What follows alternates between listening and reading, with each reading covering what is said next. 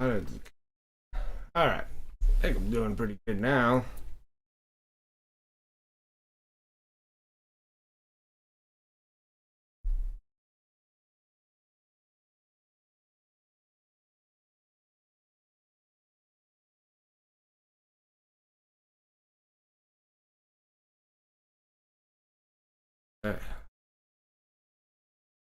What's up, everyone? My name is Brent Lee, and welcome to Wicked Minis. How's everyone doing? As I was trying to figure out what the heck am I doing wrong for YouTube Live. My goodness. Don't do it enough, and I made it work the first time, and I can't remember how I made it work. But I couldn't make the dang thing work. It was a pain in the butt. Because it's just like it won't work. It somewhat works, but doesn't work. It like nothing works when I try to connect Streamlabs OBS when I just have it connect to my YouTube channel. My YouTube won't connect the actual stream. Because you're supposed to be able to start the stream on the OBS, and then you're supposed to be able to start the stream live on YouTube, and it would not let me go live on YouTube, but yet it said I was live on YouTube, but I had no way of ending the stream or anything. I don't understand what I'm doing wrong. Yeah, look, yeah, they have better servers. Like they have a kind of like a better everything, really.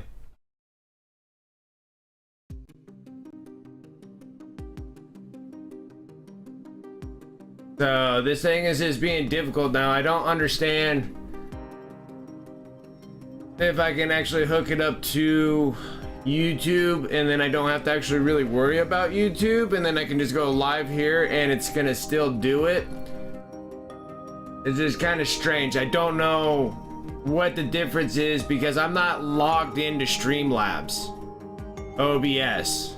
Like, I have to import the stream keys and everything from YouTube, and then it sends it over. But then the other thing too was it was showing that I was live through Streamlabs.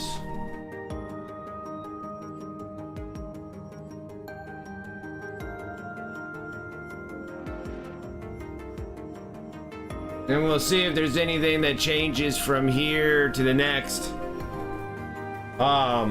I think the next time I go stream, I'll try to just go through Streamlabs and see if it just uploads it onto YouTube. I'm not 100% sure if it is or isn't.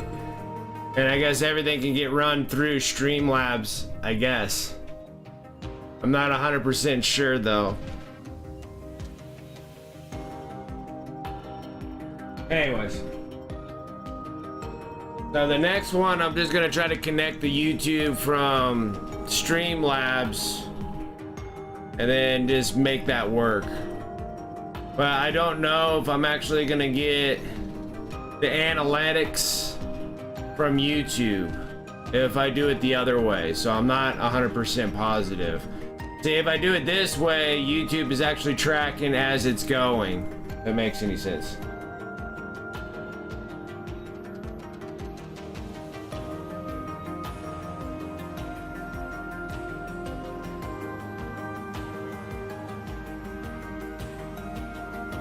Looks cool as a headless monster. Yeah. I have to keep them separated because I don't know if I can reach everything like that if it's glued inside. Anyways.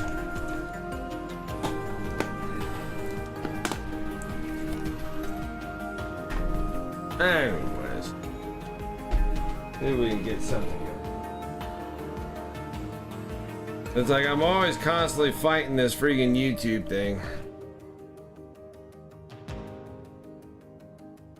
It needs better integrations and actually letting me know if it actually works. It just like YouTube don't tell me nothing. It just sits there and buffers like it's not connecting, but yet it's showing that I'm live. So I'm like stinking confused. Don't understand. Yeah, Stream Elements, Streamlabs. It really honestly doesn't matter what we do.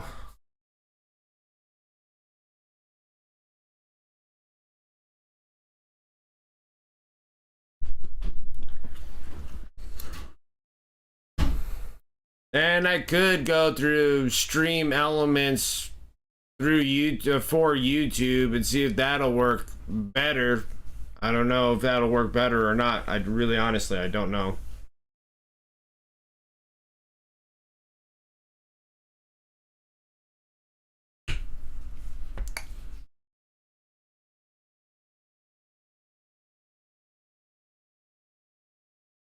Alright. Gotta lay down some purples.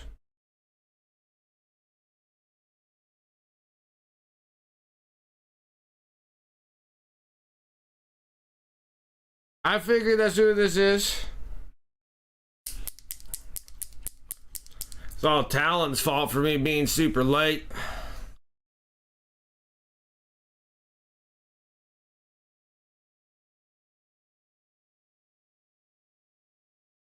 Kept me up too early in the morning. Slept in a little bit. He kept me up until like 1:30 my time.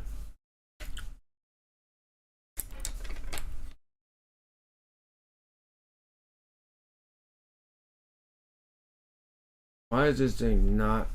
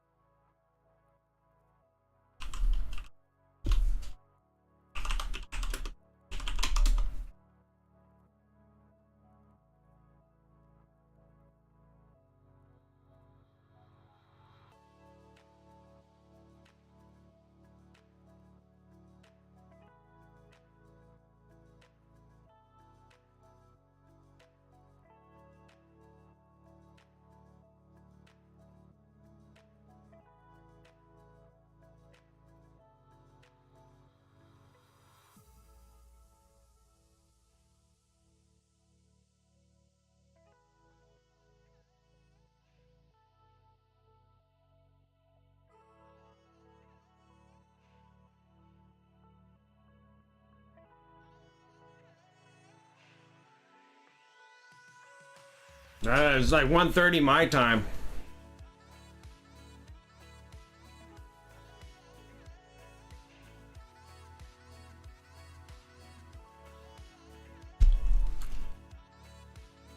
Watching war games live, playing 2,000 point games. Have an Imperial Light list. Check out sometime. Yeah, well, it depends on what. No, they got a night list, like an Imperial Night or Chaos Night list.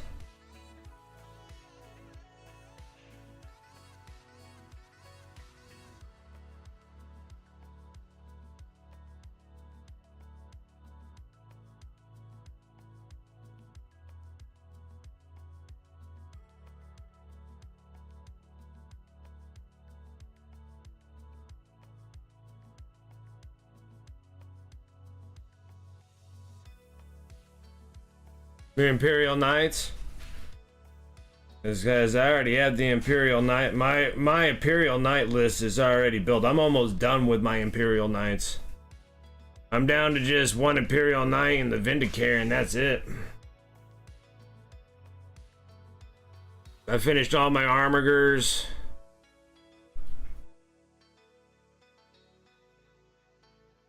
Those things are almost done. And then on YouTube here, we're doing the Tyranids, which I have the full 2,000 points of Tyranids that I have. They're ready to rock and roll.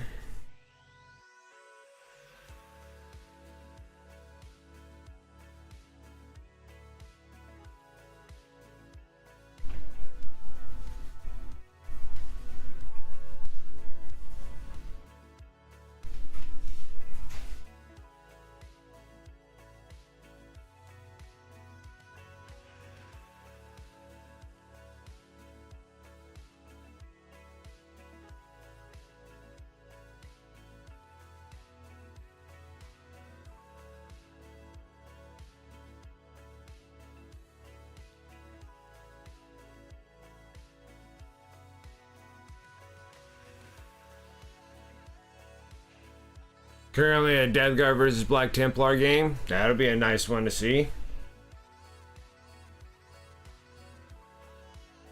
I even have the 2,000 points of Death Guard. I need to finish them up too. I'm about halfway done with the Death Guard. But yeah, the Death Guard's all...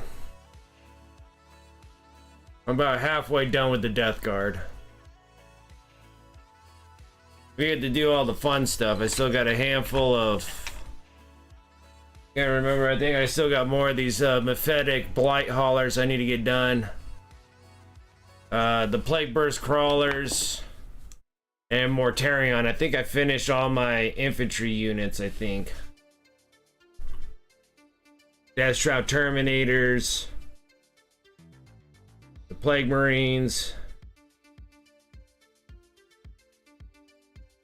Poxwalkers.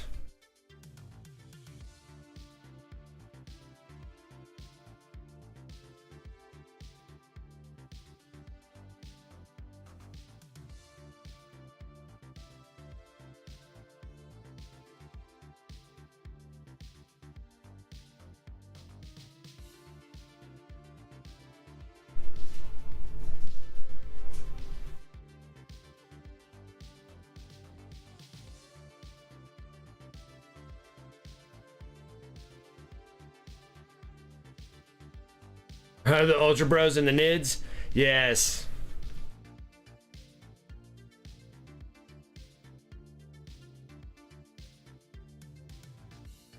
They start adding up real quickly. Faster to build. It's faster, it's easier to buy all the armies than it is to assemble and get them ready to go. And before you know it, you'll be like me and you got like 15 different armies and you're just like, what have I done?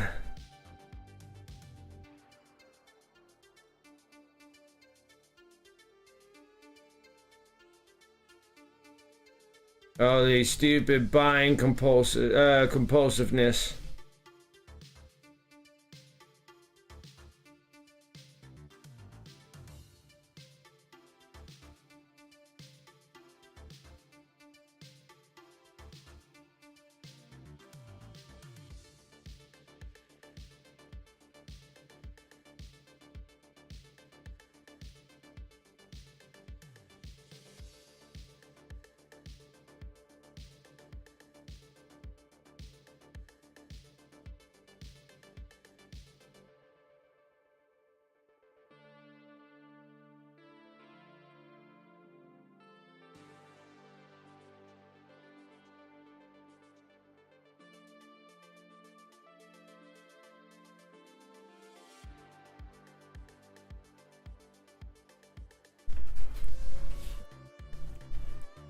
Which by Monday,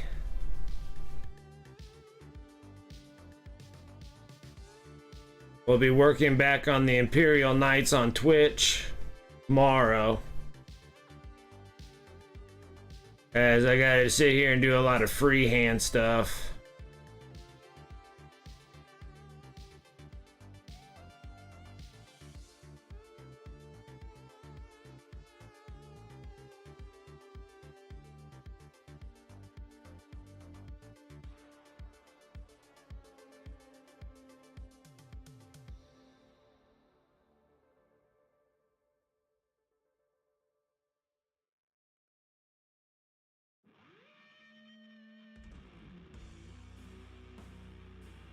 Trying to block fill these colors of these Tyranids. We're going Leviathan High Fleet. So they have a lot of that. I didn't want that full bright white, so we went with more of a beige. Kind of flesh tone, beige.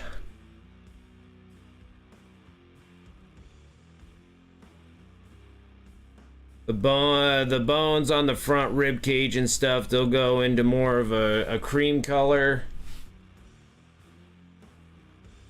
Right now, it's just kind of block filling everything just to get what I needed all the colors to be right at the moment.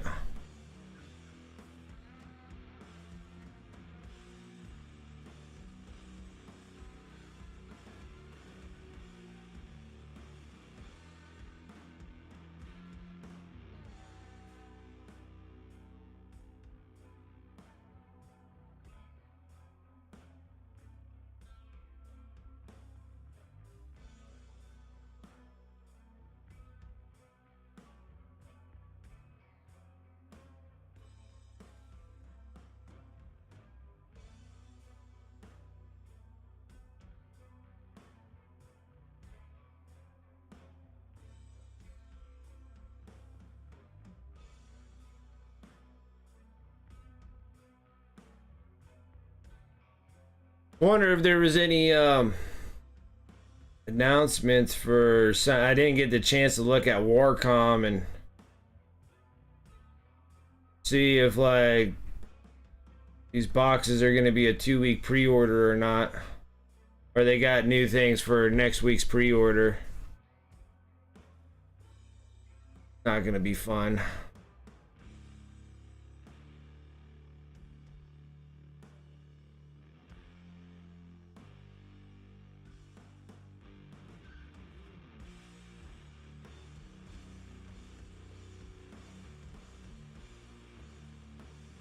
But I have one good thing that for the YouTube, at least I am able to have the Discord work command. That's about all I was able to add right off the jump.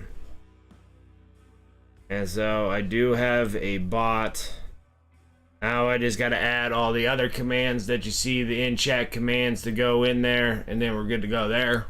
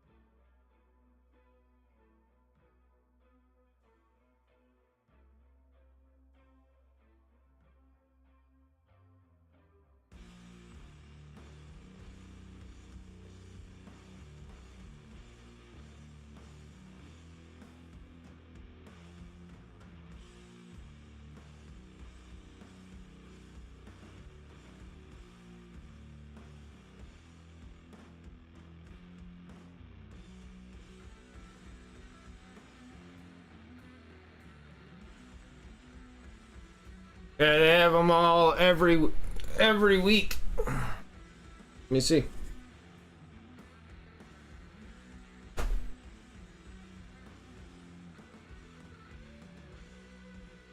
Most of the time they always have pre-orders for something for the following week. So Saturday, these were the Battle Force boxes. Now I don't know if those Battle Force boxes were gonna be 2-week pre-order or they got another something else on there. I never looked. So Warhammer community.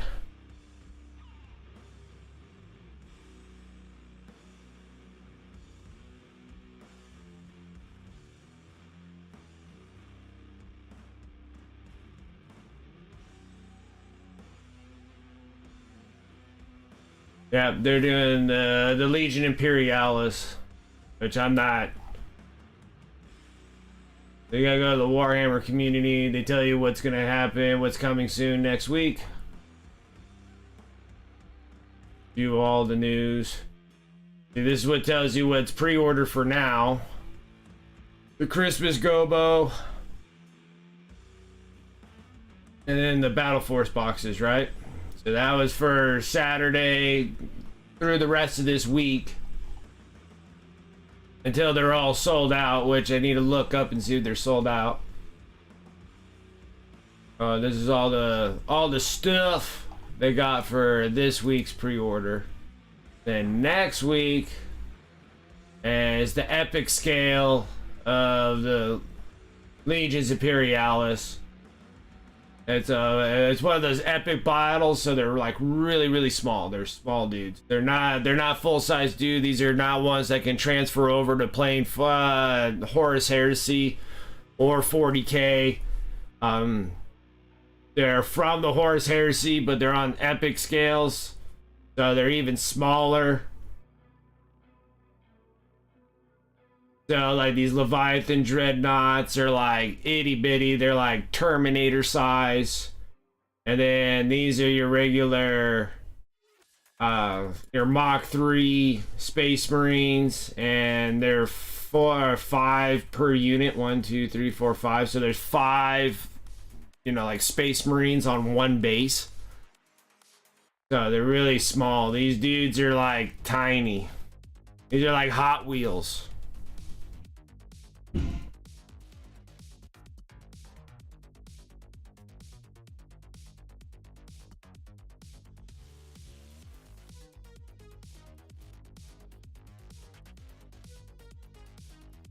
Getting them around 11.25. Yeah, that sounds about right. Getting them right by Black Friday.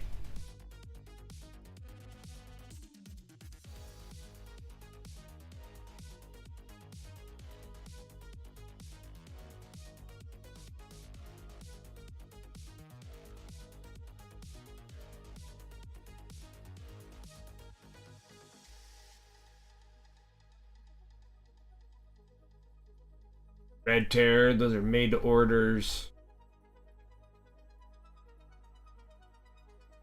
Black Library stuff. Band.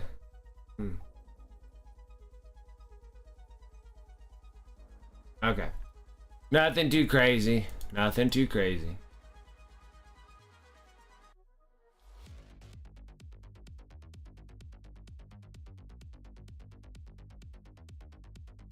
That's where they're putting the epic scale battle box. Is going to be for pre-order next Saturday. And I don't have to worry about that because I am not interested in it at all.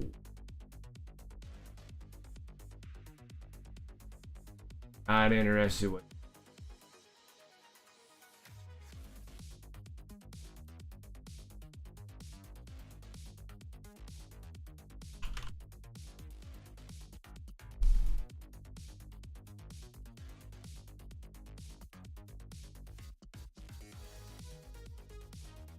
Obnoxious.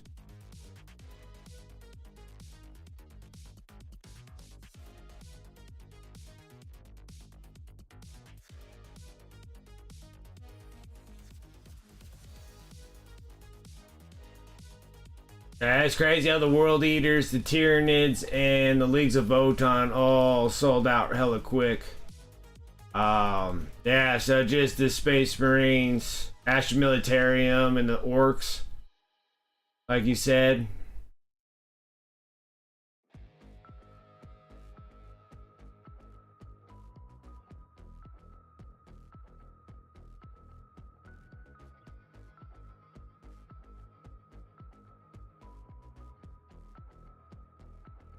And the Seraphon and the Bone Reapers are all sold out. You need the Soul Blight Bleep Blops. Dirt Eating Bloodsuckers are still available, and Slaves to Darkness are still available. That's actually really nice.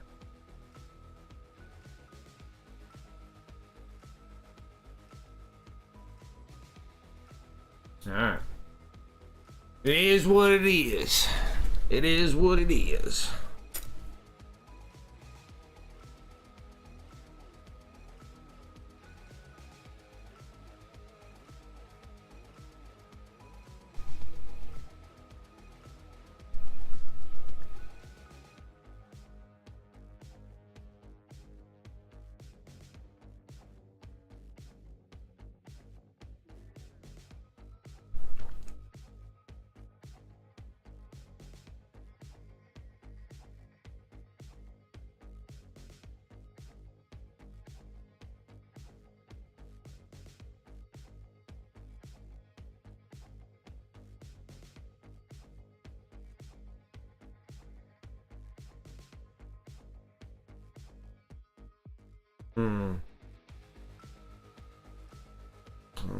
Should be purple.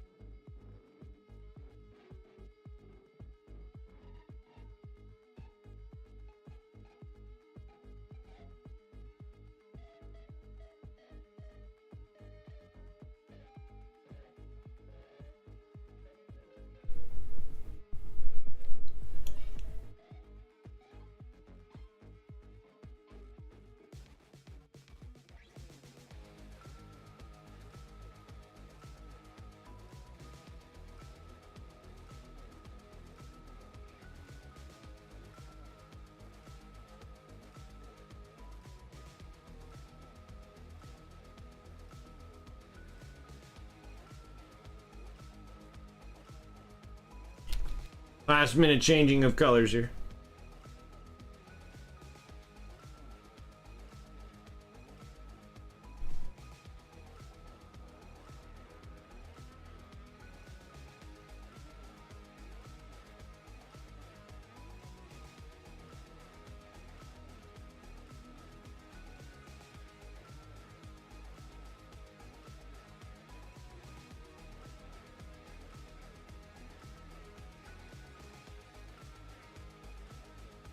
I think I just wanted the outside of these.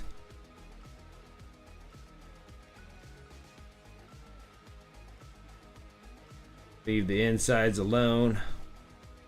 Probably need a bigger brush for how big these things are.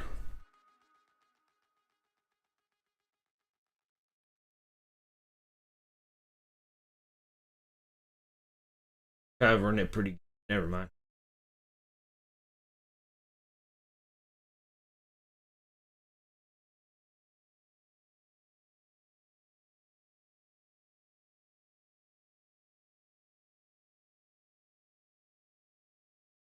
Something else I want to look up real quick too. So I can see if I can get this when I go live to attach to my Discord. Let everybody know that I'm going live on YouTube. Only one.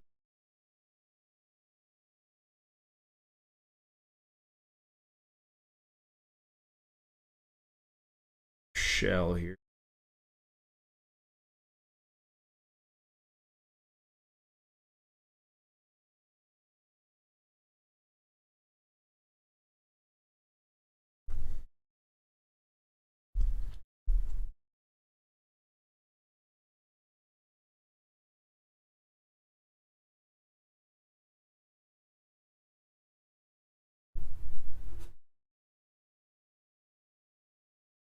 Thank you.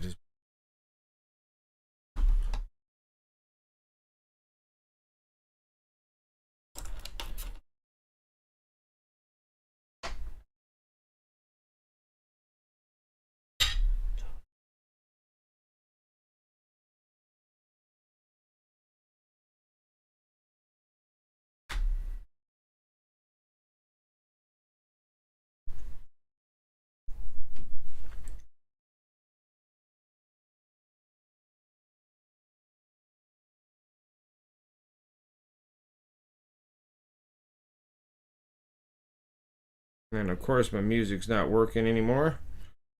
Great. Coming up with all sorts of faulty problems here.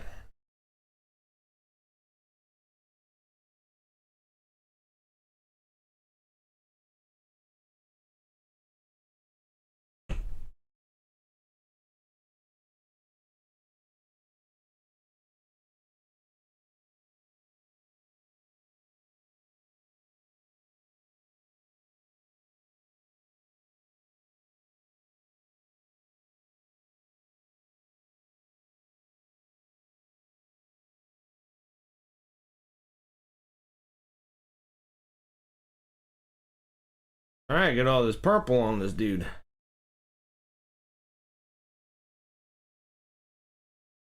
Probably should have went with a smaller dude at first just to get one completely done, but see how much we can actually get done on this. I really like freaking YouTube Live. I just need to shoot for that.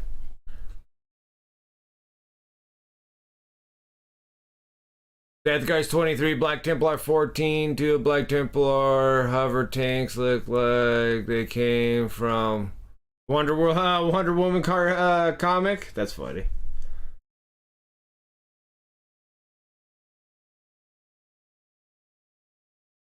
Are they doing battle reports? Is that what they're doing?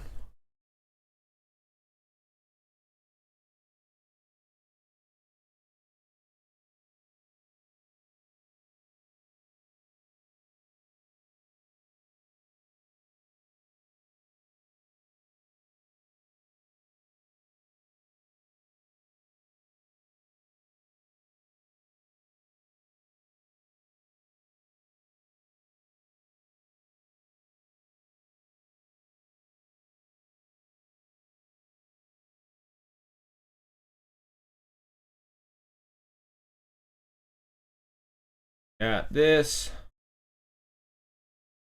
Now. Okay.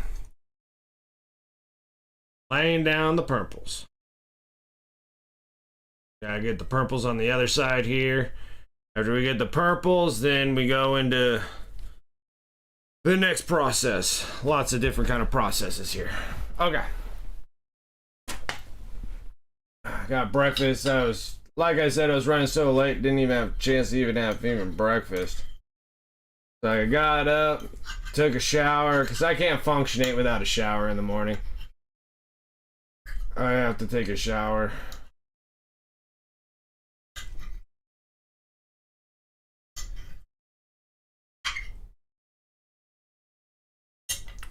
And I gotta look up to find out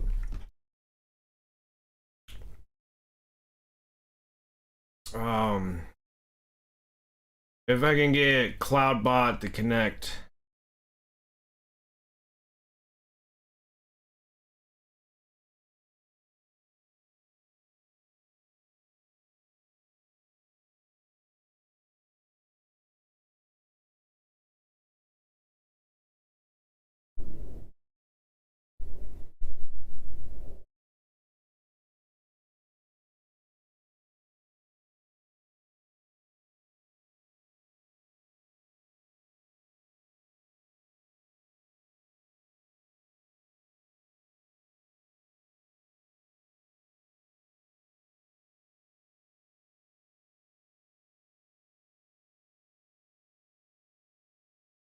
And I gotta get music back up.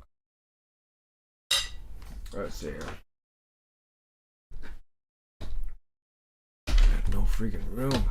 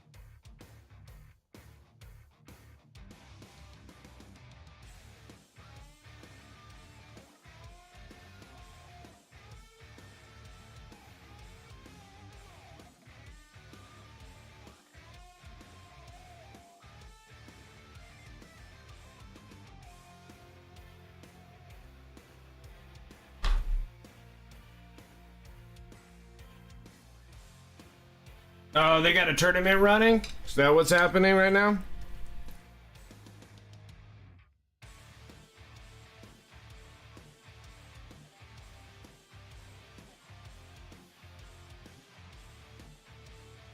Stuff my face with some breakfast here.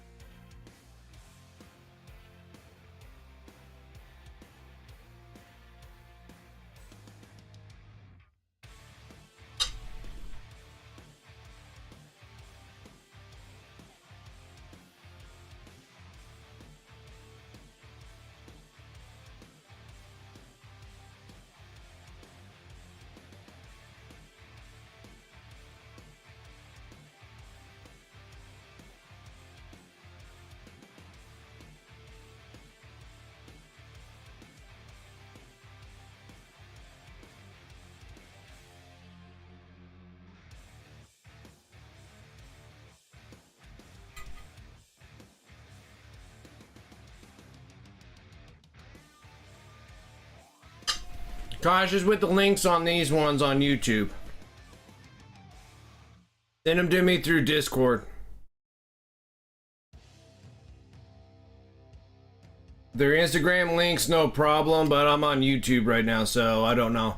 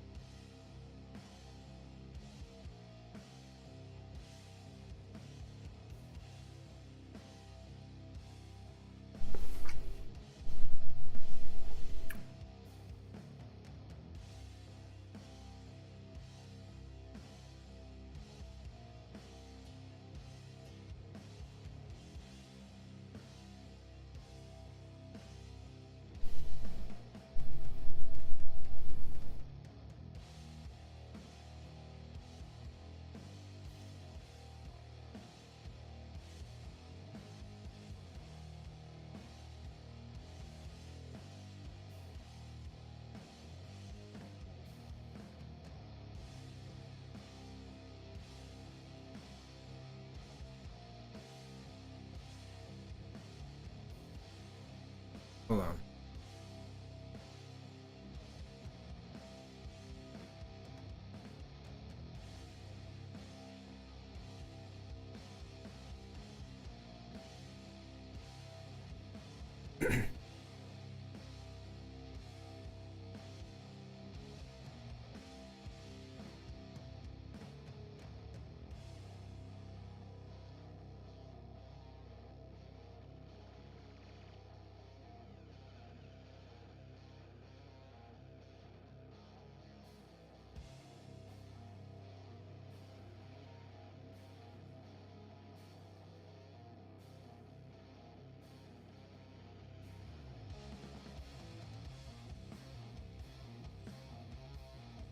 Gotcha.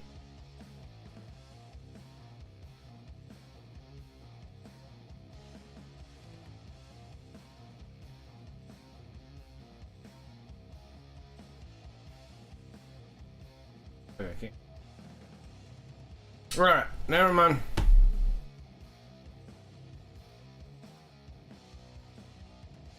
Oh yeah.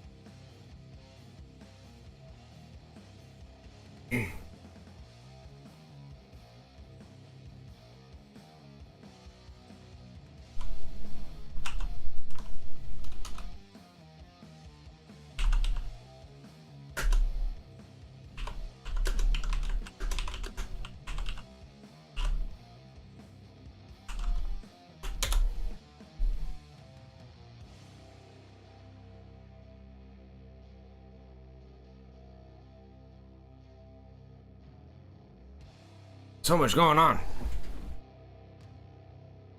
Just some eggs and bacon. Eggs and bacon are my favorite.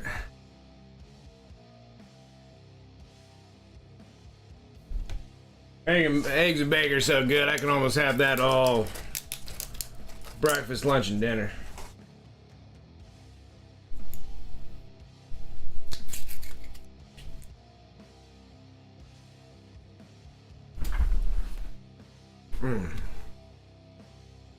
Yeah.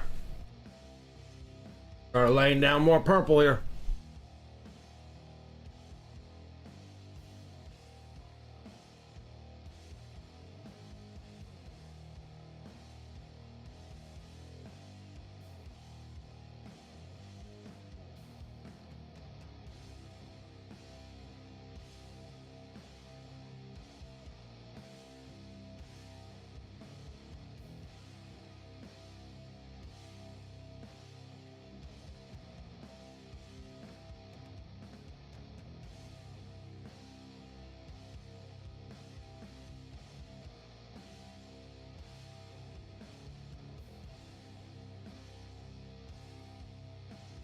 Technically, I'm really, yeah, I always like eggs and bacon.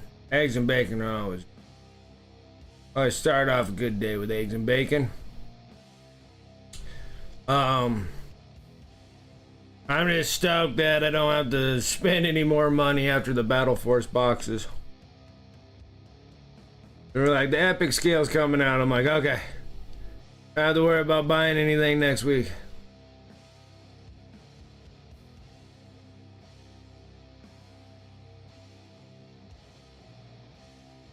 So I wonder how much that epic scale box will be. Or if that'll be like a $250 or $300 box.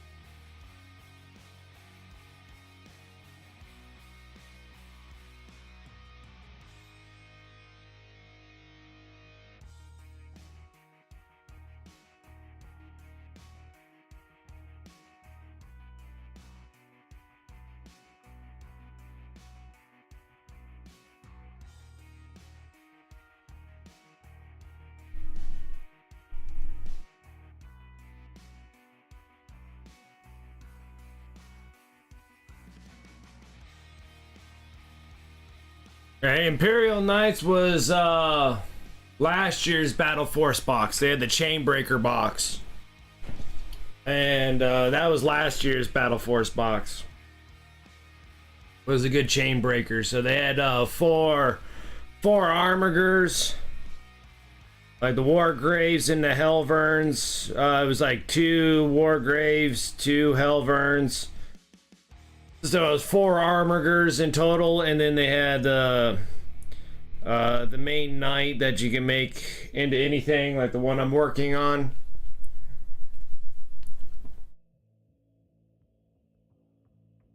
That was last year's battle. Last year they had a crazy amount of Battle Force boxes. It was unbelievable. I want to say they had like 10 or 12 freaking Battle Force boxes. It was ridiculous.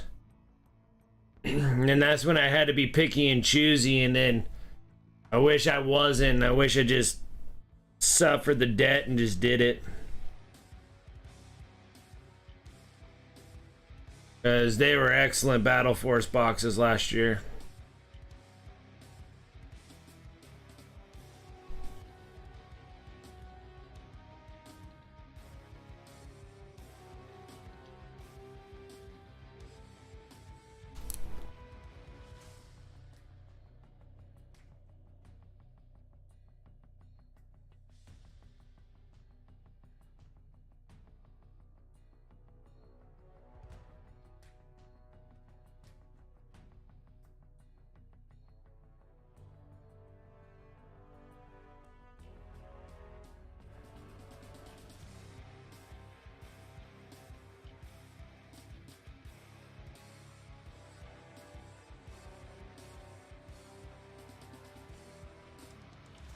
Yeah, that's all I suffer with is buyer's regret.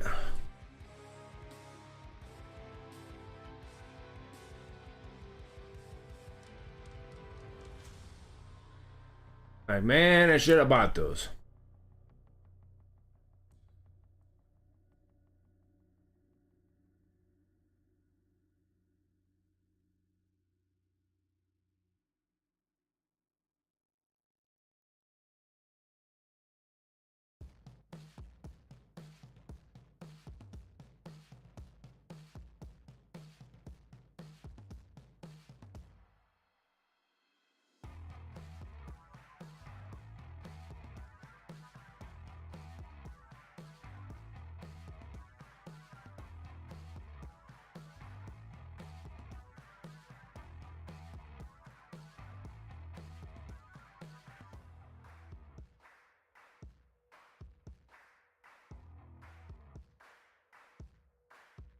Yeah, I gotta hurry up and get the Imperial Knights done. I'm so close. Like, this stupid close. It's like so close. We just gotta put the mural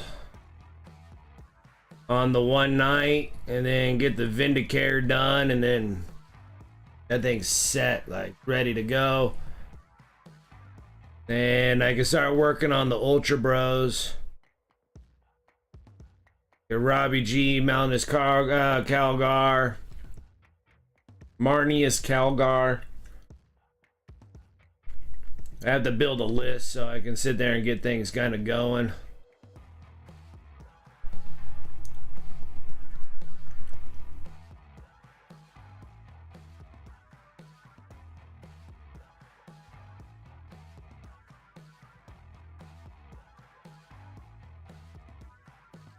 Yeah, it's too expensive.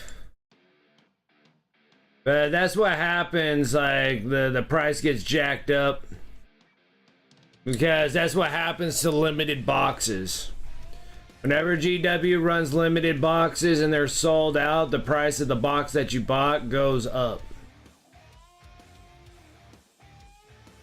That's crazy to pay $424 for each one of those, or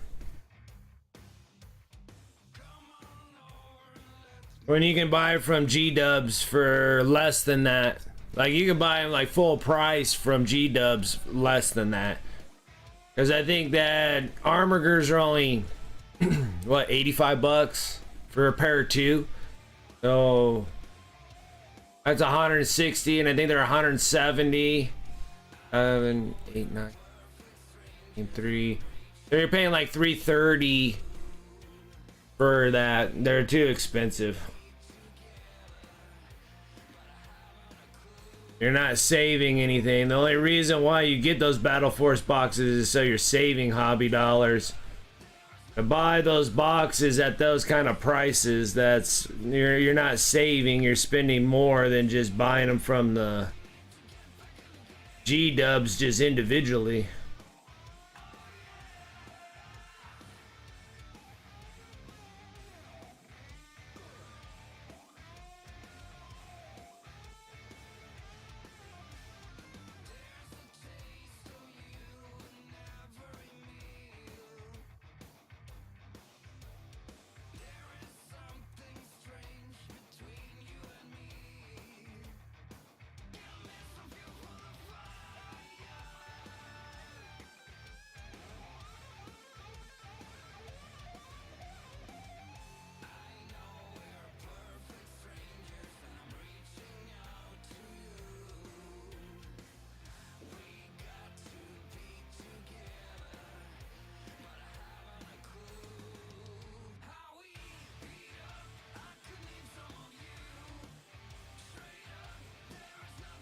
So there's not much to do now but wait for new boxes to get released. The box sets are normally the sets that I'm always shooting for anyways.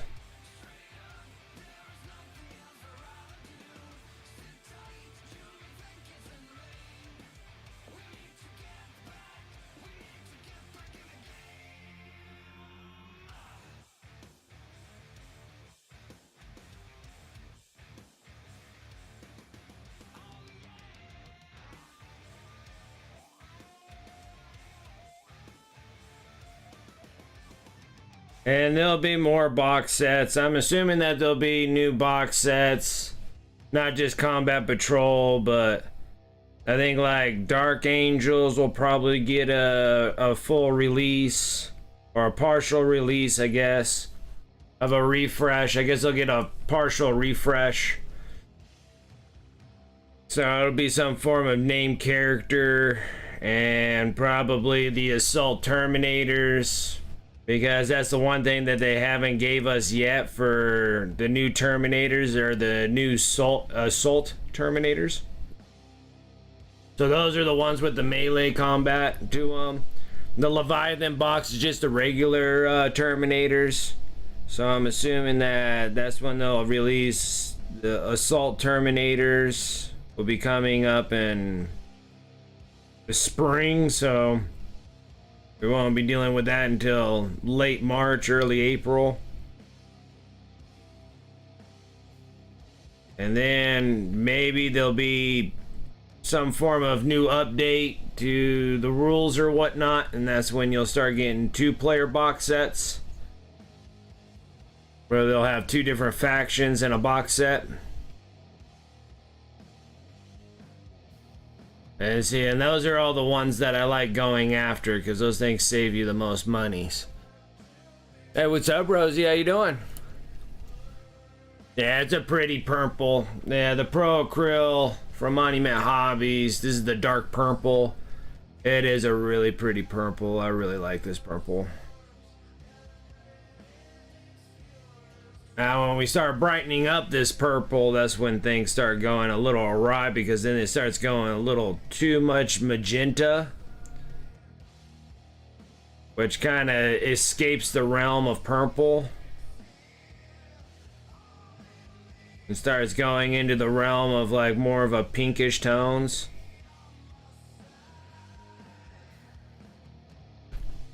Which technically doesn't hurt nothing, but I just wish I had a little bit more solid purples.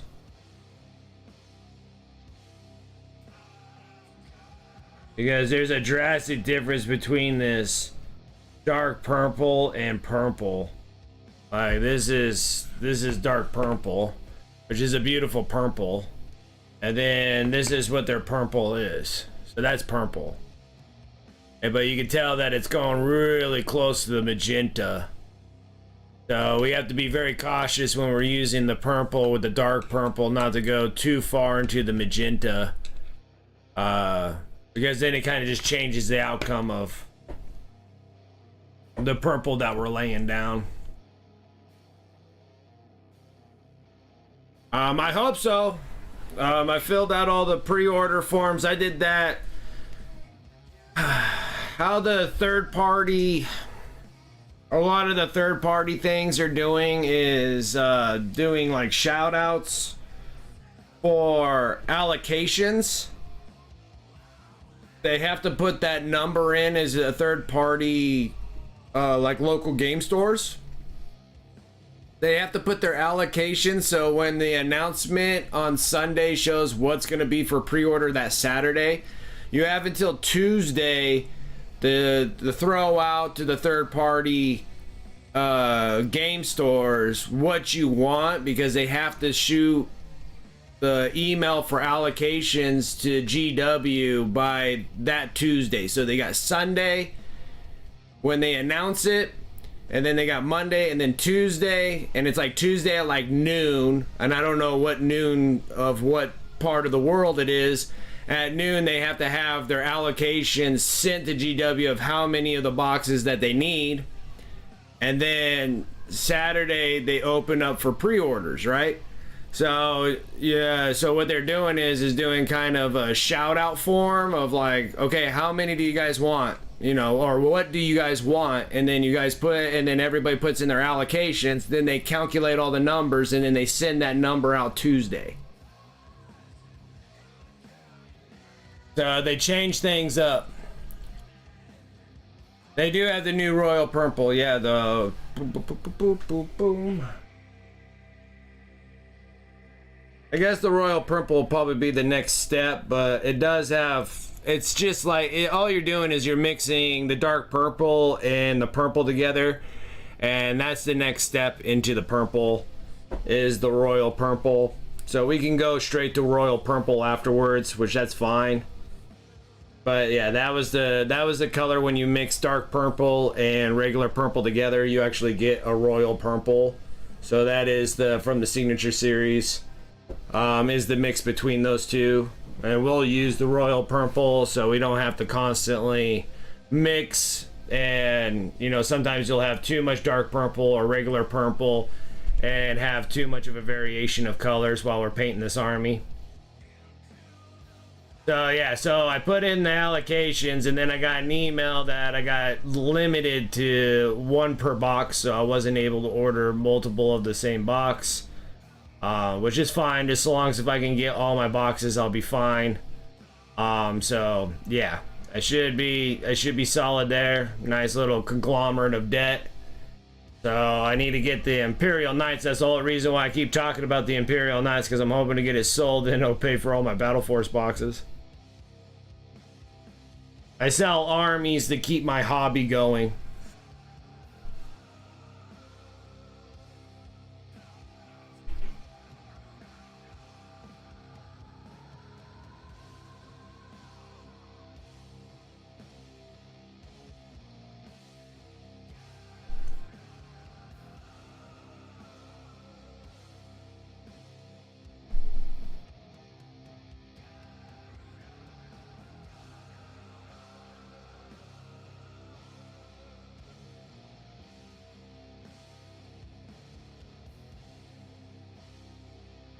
How much for my knight army? You're probably not gonna like it. So I'm gonna have it on my Discord for my sale art gallery. So I'll have it posted on there first. So I'll give everybody kind of dibs on that, and then I'll try to figure out if I want to sell them through eBay or not. It'd be kind of rough. I'm not a big fan of selling through eBay, so if I can avoid selling through there, that'd be great. So they're gonna be 1,500 for a full 2,000 point army.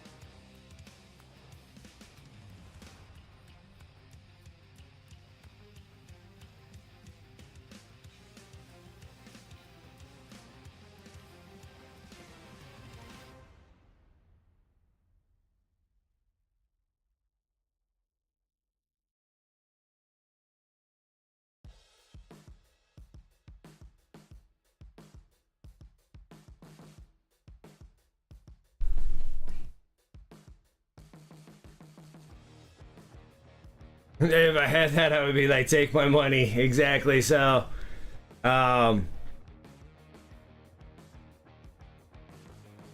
like I spent a lot of time on them because of the Imperial Knights. As I will show here.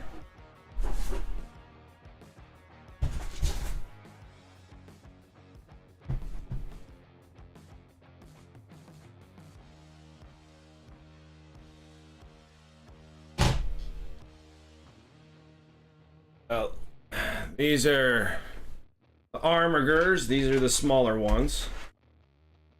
There's 6 of these bad boys. Each one of them have a different kind of shield and insignia on them for the armigers.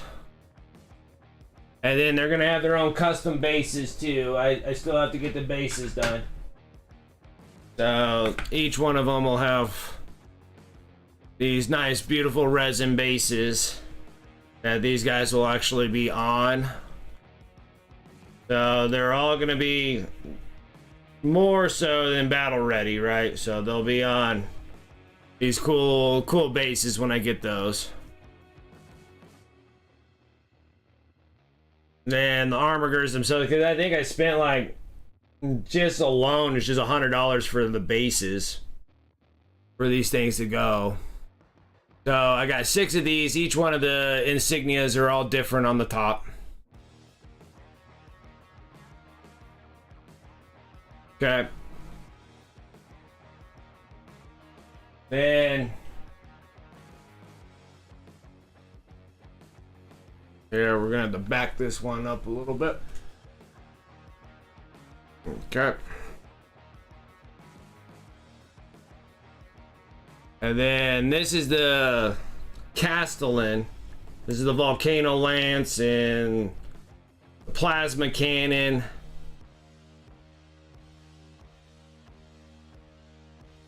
Oh, and then this thing here is all completed, and we put the mural on top. So we have wonderful Sanguinius on top here.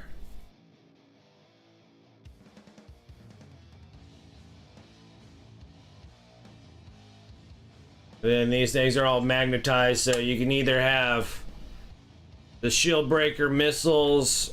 I have both shield breaker missiles on there, and then one of the stubber cannons, or you can use one shield breaker missile and 2 stubber cannons.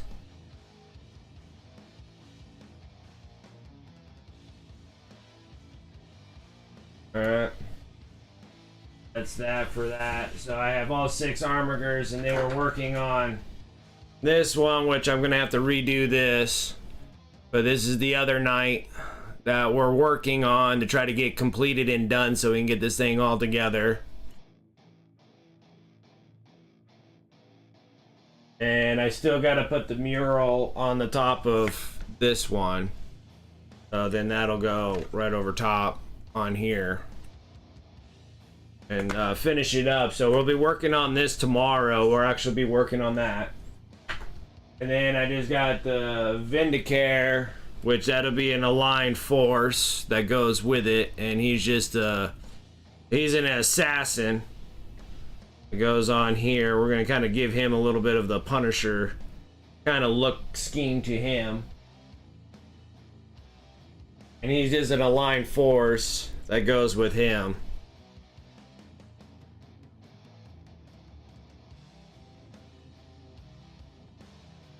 Oh, I have to redo this though. I'm gonna have to redo this and reshoot it again and recover it. And then we'll work on that.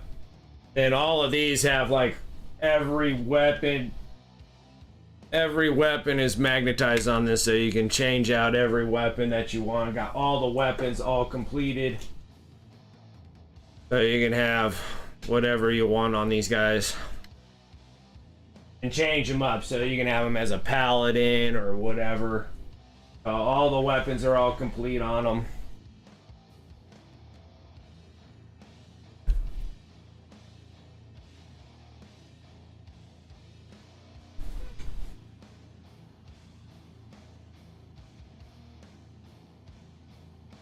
Thank you, I appreciate that.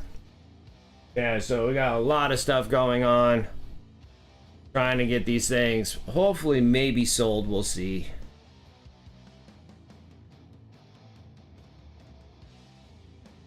And same thing with these Tyranids. I'll have the Tyranids all done. And since I got the Battle Force box for the Tyranids, we can do 2 Tyranid armies. I got enough to do 2 Tyranid armies.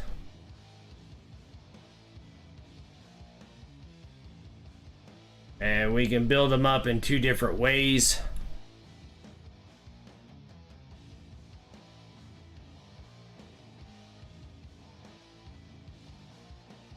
Having that Hive Tyrant that's going to be inside that Battle Force box is going to be really nice to have. The Gene Stealers with the Brood Lord. That's this dude right here. So with the Brood Lord, the Gene Stealers, the Gene Stealer Colts, the Hormagaunts, the Hive Tyrant, and then the Hive Tyrant I think does something with, I'll have to look back up in the Codex. And then that'll be ready to go. The Ultra Bros will be doing that right after I'm done with the Imperial Knights and getting the last mural done on the Imperial Knight would be excellent if we can get that done next week. So then all I have to do is just the Vindicare.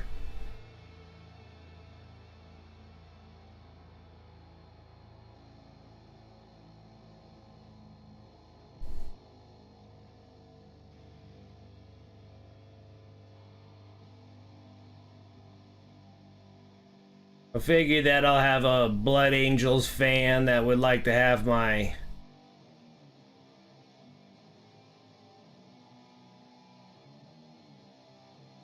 Blood Angels themed Imperial Knights. Would pick it up because I already know now just from the two codexes, from the Tyranid and the Space Marine Codex, that I'm not gonna have to worry about them being a specific house, because they're gonna make everything universal.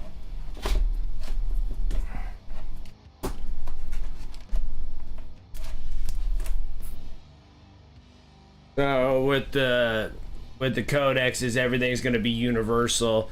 They're gonna have like specific maybe, but the Knights, I don't think they're gonna have any like specific houses for the Knights. I think the Knights will be just completely universal.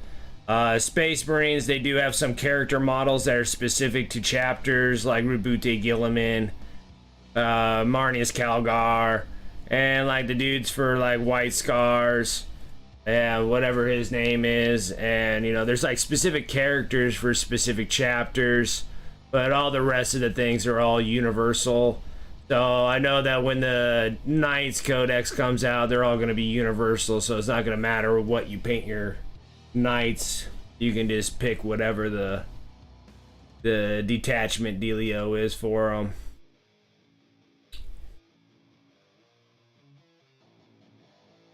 That is extremely weird. I got this.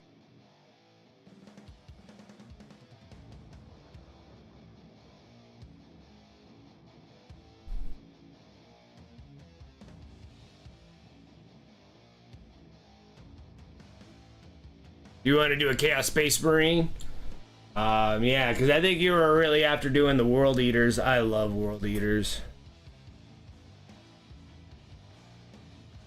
How it clicked. Something just clicked and popped. Hang on.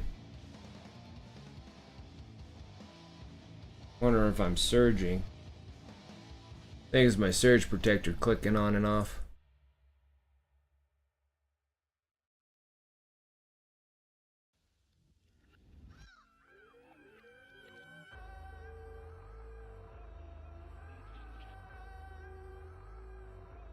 I'm pulling a lot of power.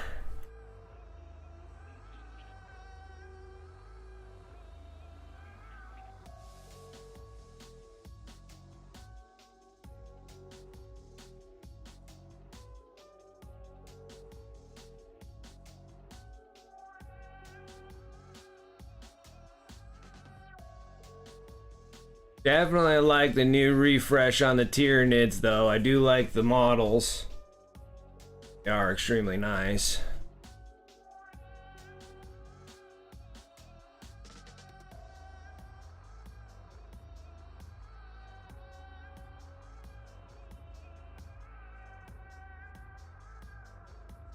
Need some more dark purple. Yeah, this dude takes a lot of purple. Ain't gonna lie.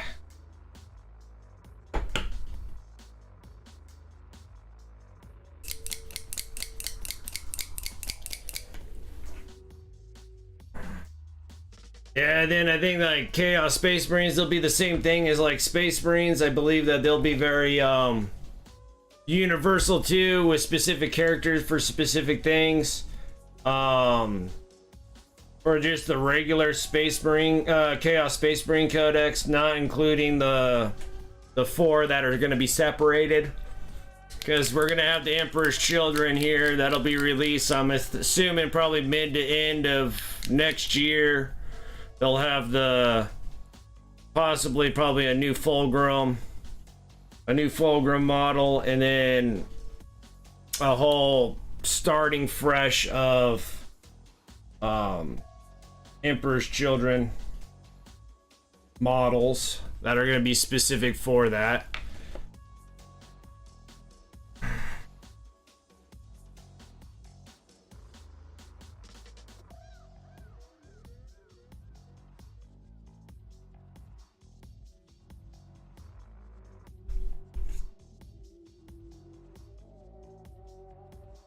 And then I'm hoping for like a 2.0 for World Eaters. I'm hoping for some new units for that. Hoping for some new units for Black Templars, because they seem like they all kind of had like a soft release. It felt like the same with the Adeptus Sortis. The Sisters of Battle, they had kind of like a soft release as well, and then more and more models came and completed all the Sisters, or the Adeptus Sortis.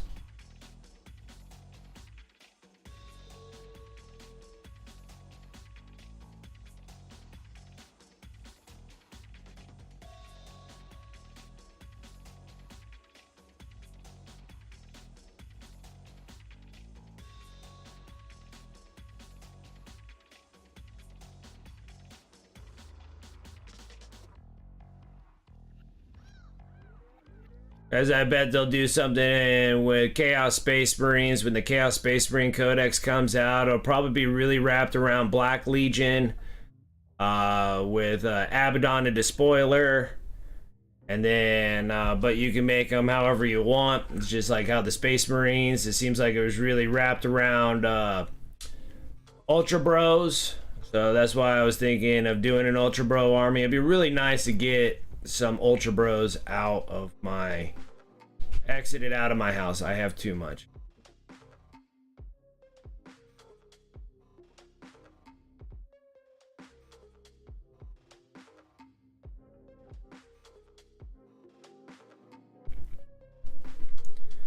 And then it'd be kind of cool to do like a White Scars army. Since I got enough Outriders, we could probably do a pretty cool White Scars army.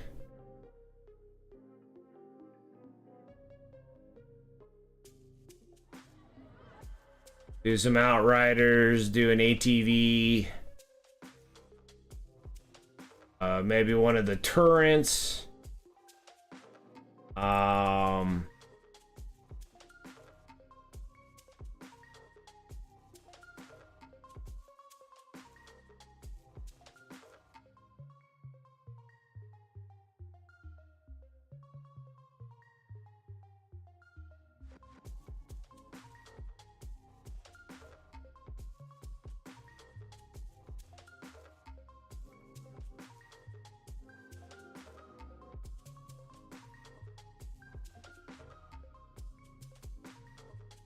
Some regular assault intercessors. It'll be very melee combat. It'd be nice to have some things that are kind of fast for White Scars.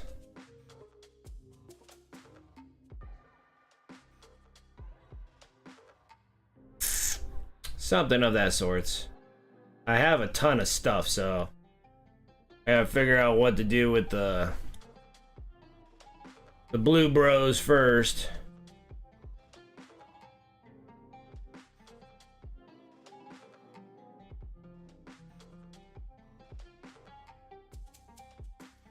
Yeah, I think so. I kind of started late. I was having such technical problems getting YouTube live to start. Having a really tough time with that.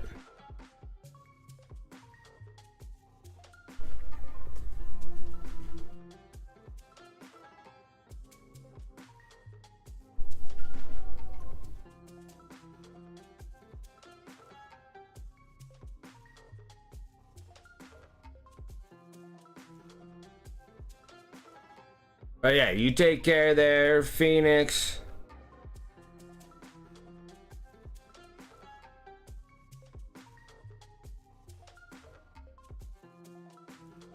Hopefully we'll see a little bit more progress on these Tyranids. Oh, there's Norn Emissary, but he's an awesome model. Technically, from what the codex is, kind of a tough model to get off the table, I think. He's pretty tough.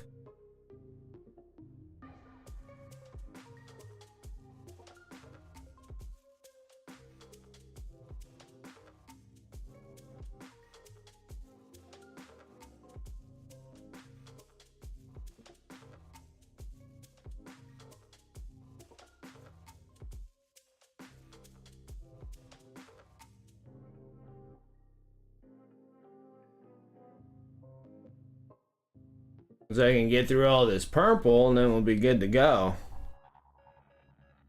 A lot of purple on this.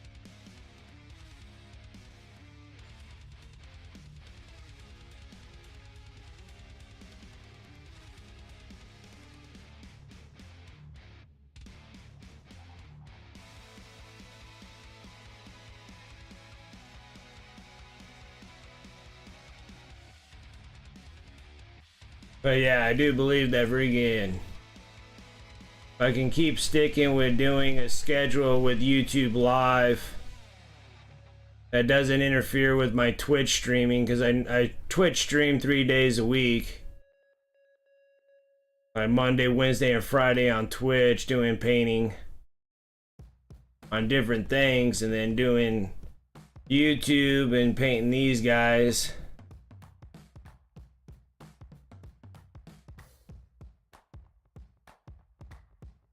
Kind of stretching myself all over the place.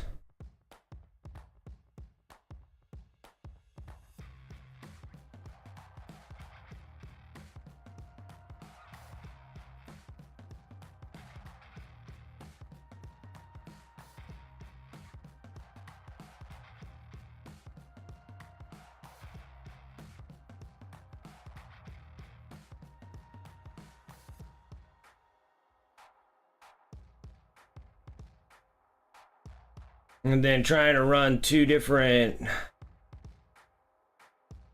chat bots, which I was going to use Streamer Bot, but then it was just so much customizations that I'm sitting there, I'm just like, I need something that has something that's kind of preset for me. I'll mess with Streamer Bot later down the road, but right now I need something that can give me all the chat commands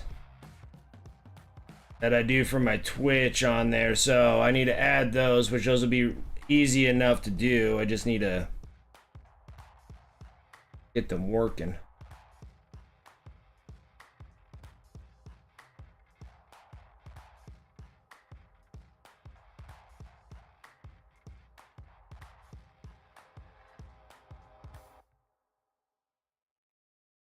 Always feels like a long time between Friday and Monday stream. Yeah, it's a little break in between, right? And then it helps out with my YouTube, so it keeps on giving me videos for YouTube, which is nice.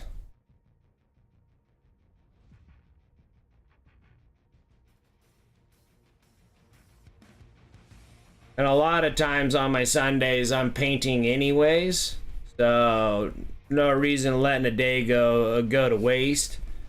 Most of the time when I'm painting like solo with not streaming, I can get a lot more stuff done, but it's all right. I enjoy streaming anyways. I enjoy talking with everybody,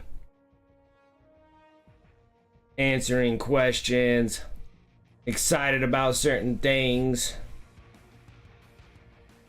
I'm all about that.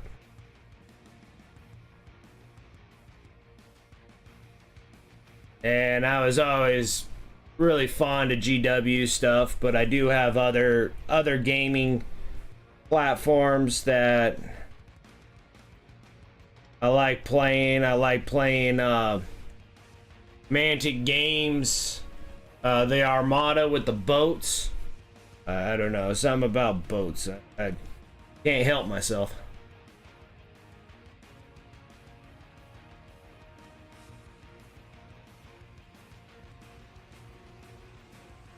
I'm gonna need a smaller brush. I can't reach to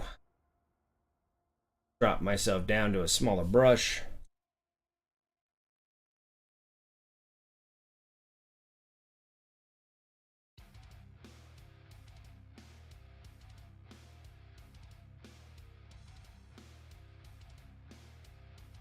And I kind of like this time. If I wasn't working a full-time job, this is the time that I would like to stream, even when I'm on Twitch too, is this time frame. Like the 10 to 2 my time is like one of my favorite times to do, because it's that in-between time where I'm not doing anything but just kind of screwing around, really.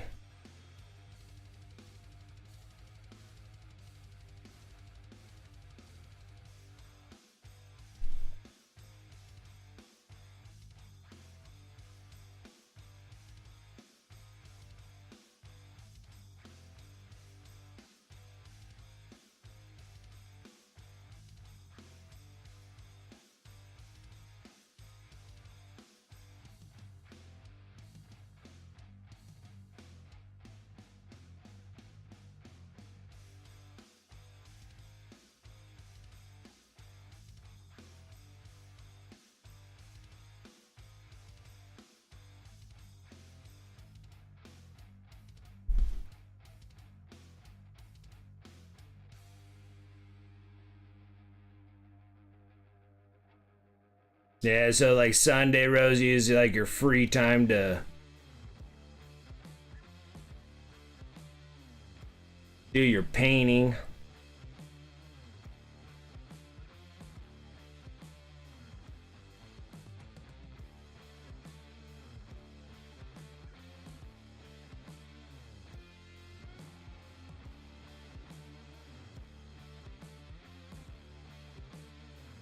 Doing that. I'm doing this going in between these like things that look like tendons.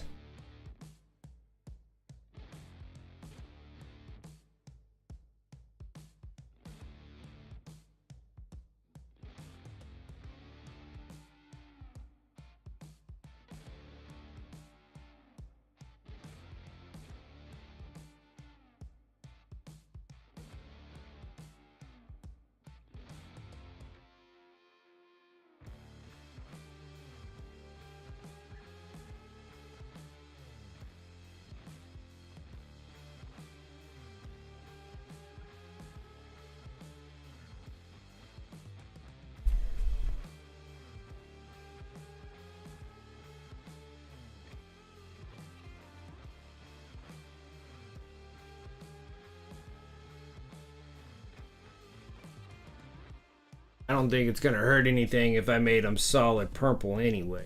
But We'll go with that for now. We'll make changes if we need to later.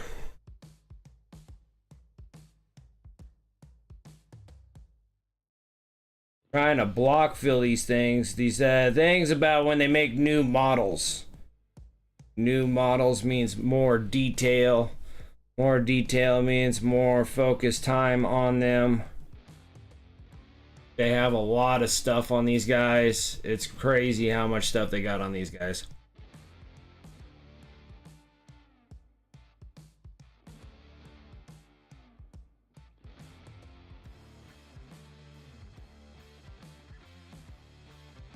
It's open enough to paint it, but you still got to be cautious. You can't just slop paint wherever you want to. I still got to keep the tentacles and the skin flow on these guys is still the same. Let's go ahead and paint the rest of this top part here. Then we pretty much got majority of the purple on this model. Finally. After long and waiting. And I just need to get all my base colors filled in. Like what colors are going to be what.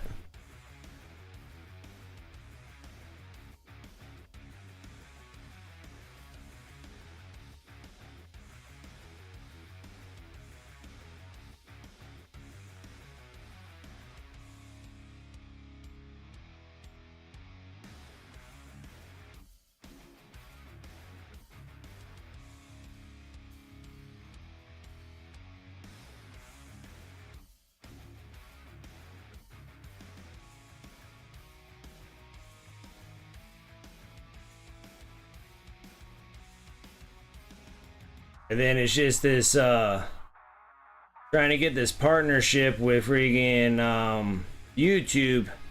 Gonna take some time, so we're gonna have to just do that good lovely Destiny grind. And then with time, I need the follows or the subscribes, I guess that would be called on YouTube. I get them all mixed up because I stream through Twitch all the time. So to try to get the subscriptions through YouTube, which is the follows, and I need to shoot for 1,000.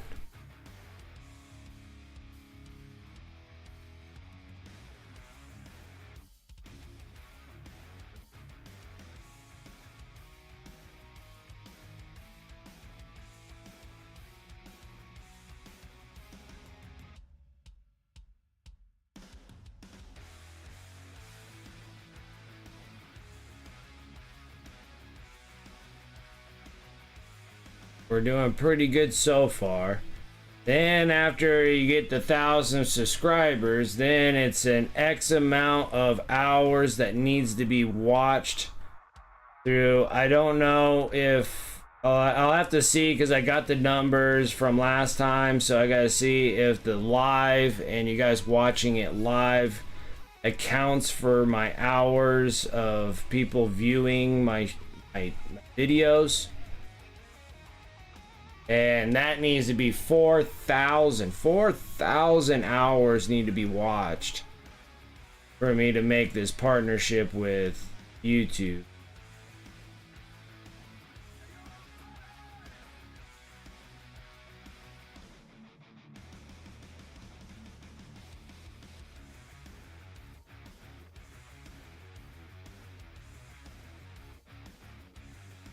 Too heavy.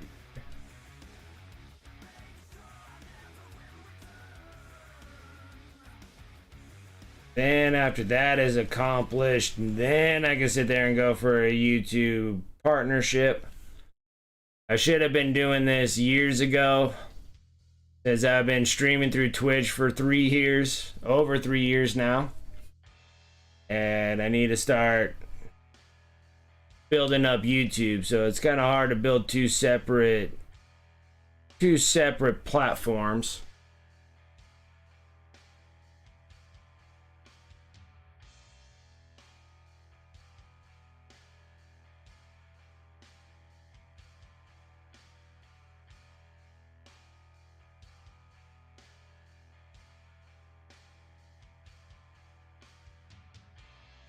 I'm not down with the top part here. Thought I was finished with the top part. I'm not. Make some glowy blue brains coming out of this thing. They have like all these little brains everywhere. I don't know how I got myself related to stop right here at this specific spot, but we're almost there.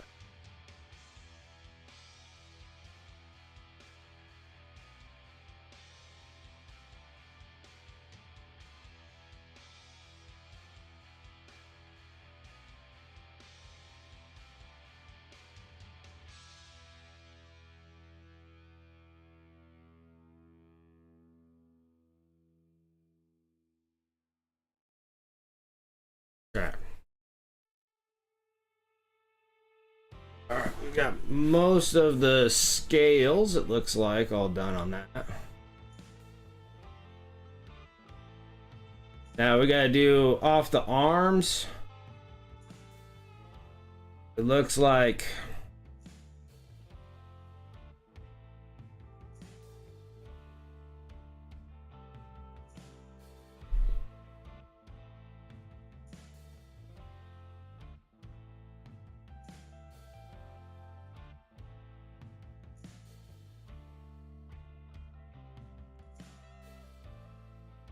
these pieces.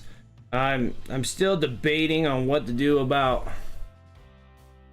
this connection here. I don't know if those should be purple or not, or we should actually make them bone like these center chest piece, which I'm kind of leaning a little bit more towards. You got some ideas for your Tyranids? Heck yeah, because you can do anything you want with your Tyranids. They don't have to be based on any kind of high fleet or anything like that. You can paint Tyranids however you want, because that doesn't distinguish anything with like getting specific buffs like 9th edition, 8th edition, 7th edition. When they made it where it was like they're specific to the high fleet that you painted your army towards. Now it's much of a simpler format, where now it's just like you can paint your army however you want, and the buffs, there is no specific buffs. That's the one thing that they took away. Now they just made them generic for any army to be able to use, without having them based upon a specific paint scheme.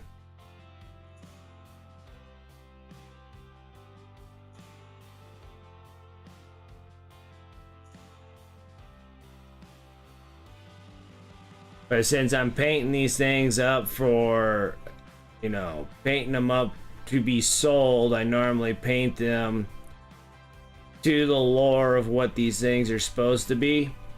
So when I put up that I'm selling 2,000 points of Tyranids, Leviathan High Fleet scheme, people know what the color scheme's gonna be and based upon the lore.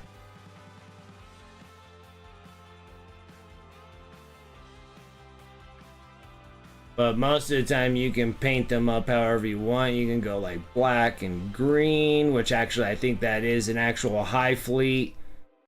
I do like the red and blues. I can't remember which one high fleet that is, the behemoth or whatever high fleet. Those are really, that's a really cool color scheme too. I'm not exactly sure if it's that popular, but these ones are kind of like almost painted by the box cover of what you see when you get the Tyranid boxes. Is your typical Leviathan high fleet. The coloration for, you know, the devastation of Baal. Getting attacked by the Leviathan high fleet. And probably one of the biggest of the high fleets. I think like you can do like the Kraken high fleet. And those are the guys that kind of attack Ultramar, I believe. Could be mistaken.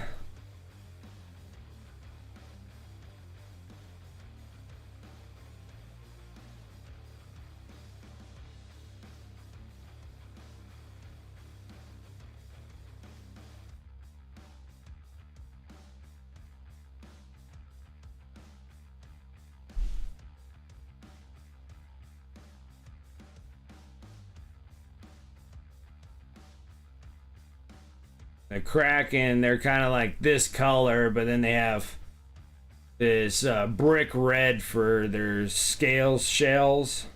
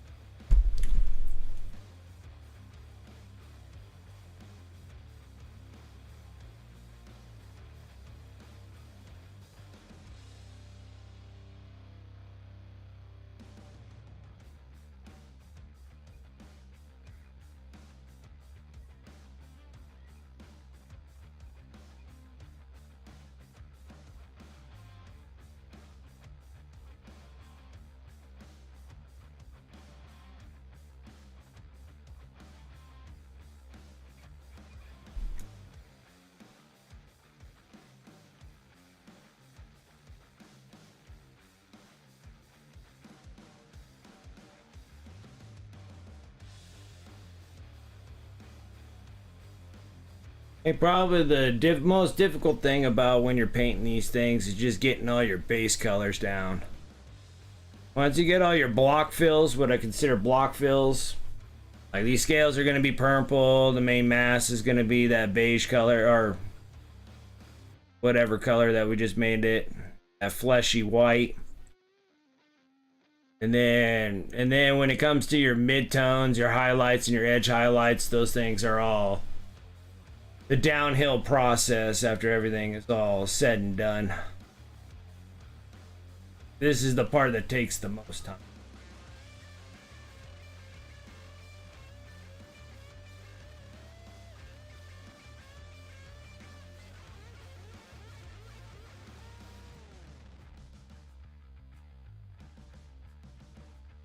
It's almost due for me to get a Mountain Dew here.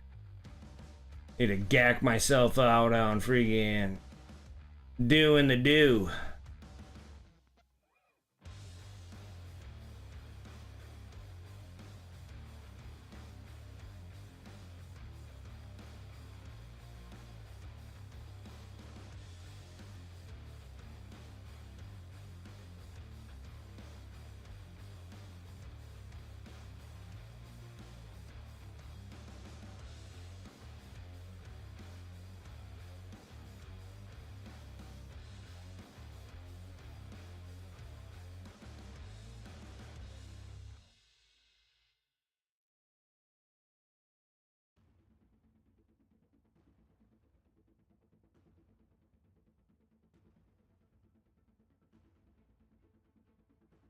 Alright, I think perp.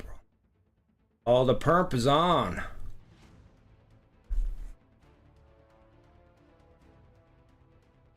I didn't miss anything. Good.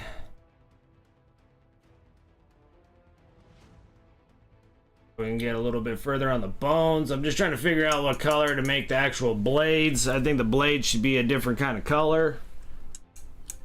I don't think they should be bone colors.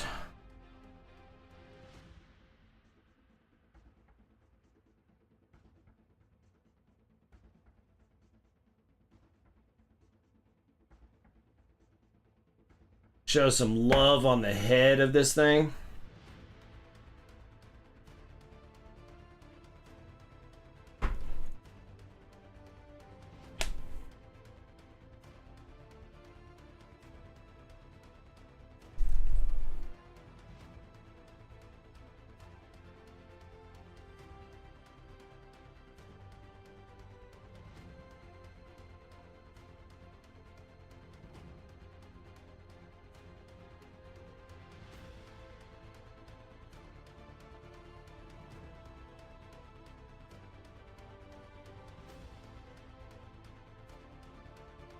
I think that this thing would have probably gone a little bit faster if I sub-assembly for the top half of the body from the bottom half. Would have been easier to kind of reach a lot of the areas there. But I do this to myself all the time. But with the new Battle Force box, I'll have another Norn Emissary. So I know now for the next time I paint these guys.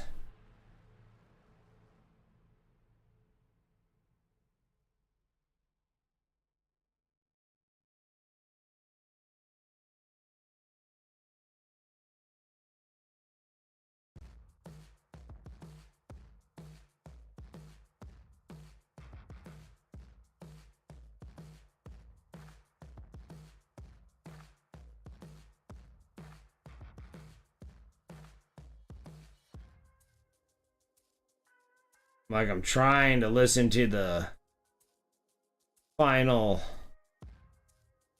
well, not the final, but the latest novel to the Siege on Terra. The End in the Death part, volume 2. Having a hard time freaking having enough time to sit and listen to it. Because there's a lot of information that's going through in those novels.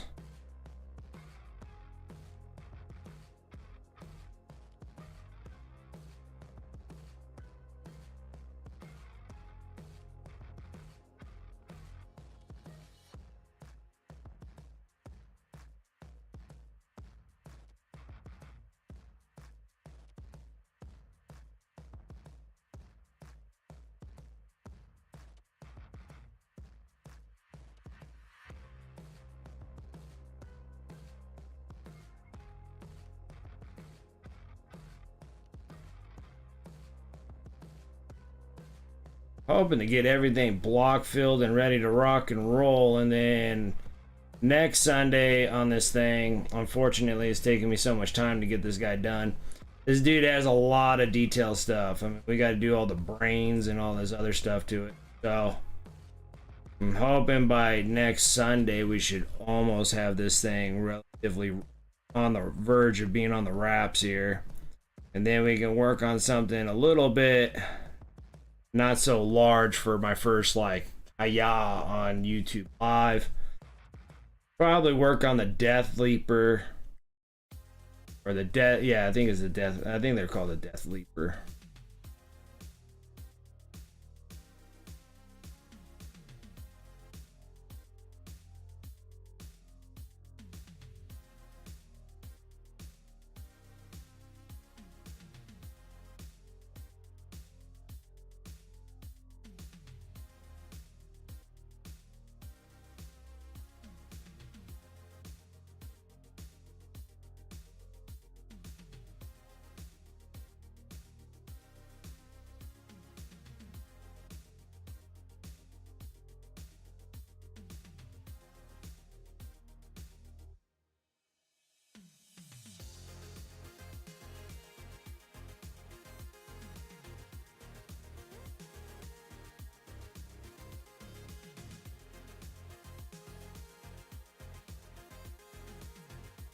Oh, you just finished the Sons of the Forest? How did you like that? I thought it was excellent. I really thought it was a good book. I kind of like this different approach of Lionel Johnson. I thought that was a decent, made sense kind of book. Especially if you're not fully familiar with, I know there were some references out of there for the Horus Heresy novels. But I didn't think it was enough to kind of confuse anybody. I mean, it might not be fully explained, but explained enough. Because I think there were some references in there about how he gave the siege cannons and stuff like that to Perturabo, and how he just didn't know and he wished he knew better. I kind of like this new phase of Lionel Johnson.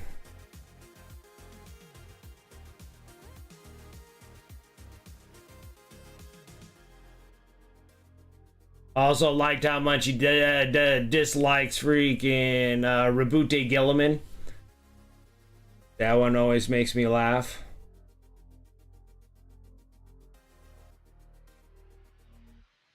How much he likes Sanguinius so much that he wished that any other Primarch would die besides Sanguinius. Like, Sanguinius would be a much better leader of sorts than Rabute Gilliman. Like, how pretty much all the Primarchs cannot dislike Sanguinius, which is actually really funny.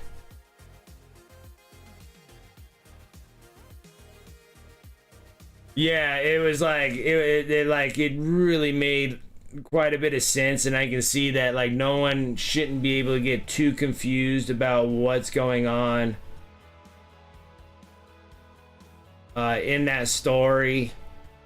Now I think that people that are into the lore and really up to date on the books and stuff don't particularly care for that book, just because there wasn't enough information, like new information, that they wish that they were able to get out of it. So I know it was kind of like a distaste to people who are into the novels and know all about everything, and that book really didn't give them a whole lot of anything relatively new. Like, all the stuff that they had were like, yeah, we already knew all about this stuff. Like, what kind of new information are you going to give us?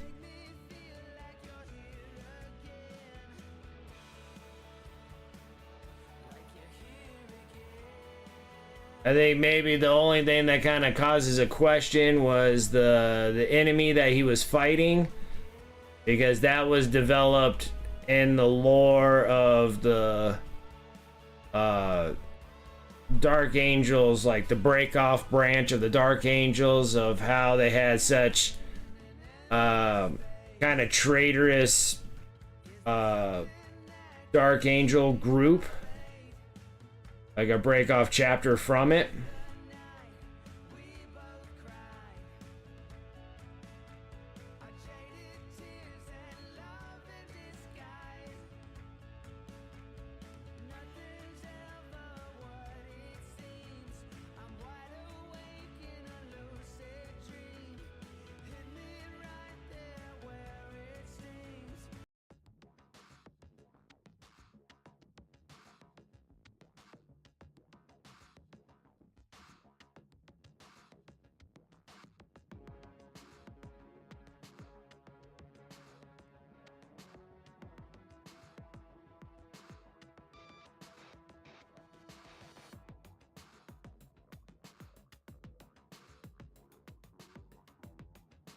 Now, I know that we were listening to The Devastation of Baal, which that was extremely confusing novel to read without having previous novels to kind of fill in the gaps of what's going on in that arc of that story. But the next one in that series of books with the Space Wolves, it was the something of Prospero something there with the Space Wolves. I finished that book, and that one wasn't bad either. That wasn't not nearly as confusing. It was kind of just a rescue mission of getting some of the more of the Space Wolves, you know, some of the Space Wolf legions that were kind of stuck in Prospero, which kind of makes a little bit of sense there, because Prospero always gets attacked by Space Wolves, and that's with the Thousand Suns. And so that one had a pretty good wraparound without too much references of what was going on. Just kind of like a great straightforward story. I thought that one was pretty good. It didn't have that much confusion in there. I think this the only thing that kind of leads to the question at hand was, how did the Space Wolves get stuck in Prospero?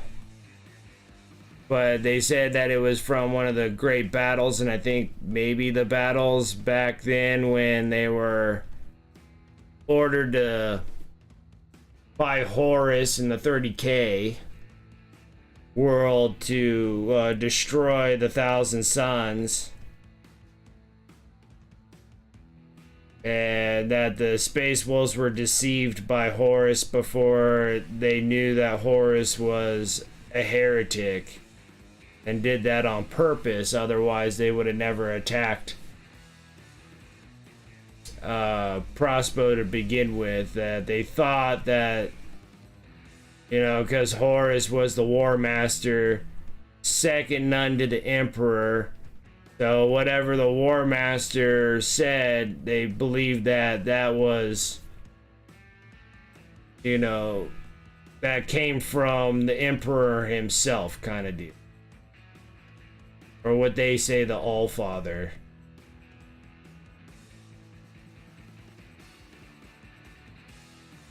So that was probably maybe the only one, if you didn't read the Horus Heresies.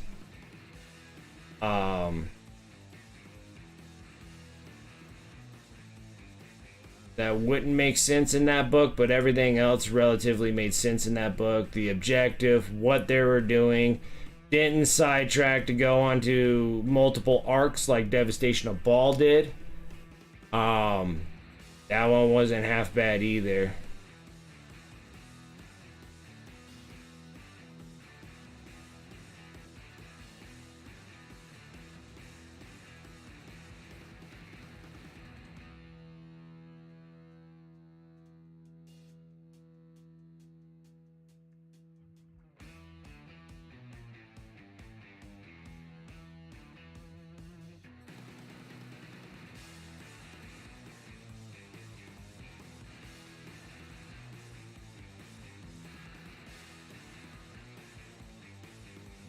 Just starting on the second book of Horus Heresy, that's a good book.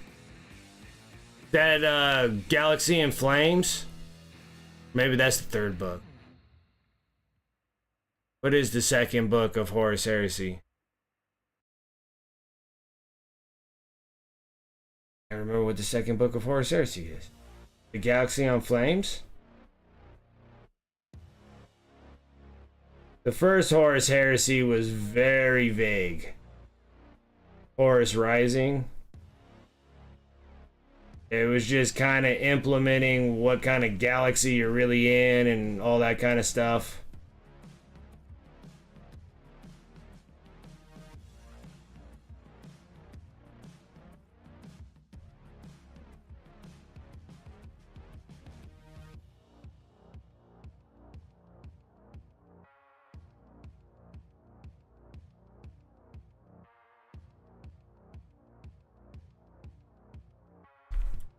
Yeah, Galaxy in Flames is the second one. Oh, that's an excellent book. That's an excellent book. I know Galaxy in Flames was excellent. And then it goes to Flight of the Eisenstein, and that one was excellent. I think that's the third book. That could be the fourth book. I can't remember. So yeah, Horus Rising, Galaxy in Flames. I want to say Fulgrim was the fifth book, but I could be wrong. And then The Flight of the Eisenstein is the fourth book. The third book is... trying to go off of memory. I should just look it up. Be easier. Because I want to say like the first 3 or 4 books were fabulous. And then until you get into Fulgrim, and unless you're like an Emperor's Champion, you know, fan, the book was mediocre at best. But I think the only great thing that was in that one was the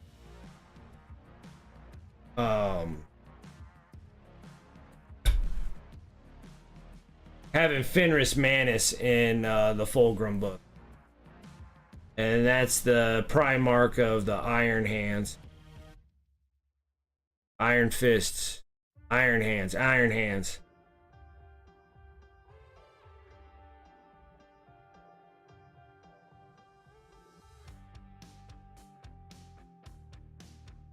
That's just like a part in that book. So you have to kind of go through that whole book just to get to that conclusion of that. And then that's when now it's like, that's what probably makes that book so good.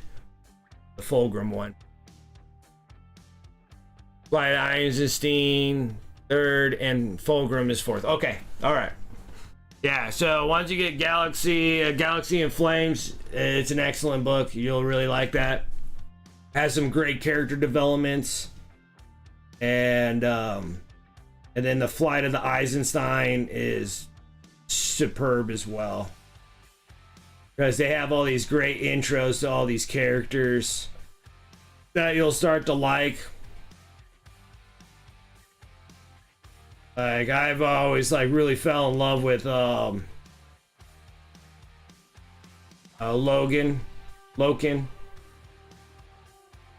Gaviel.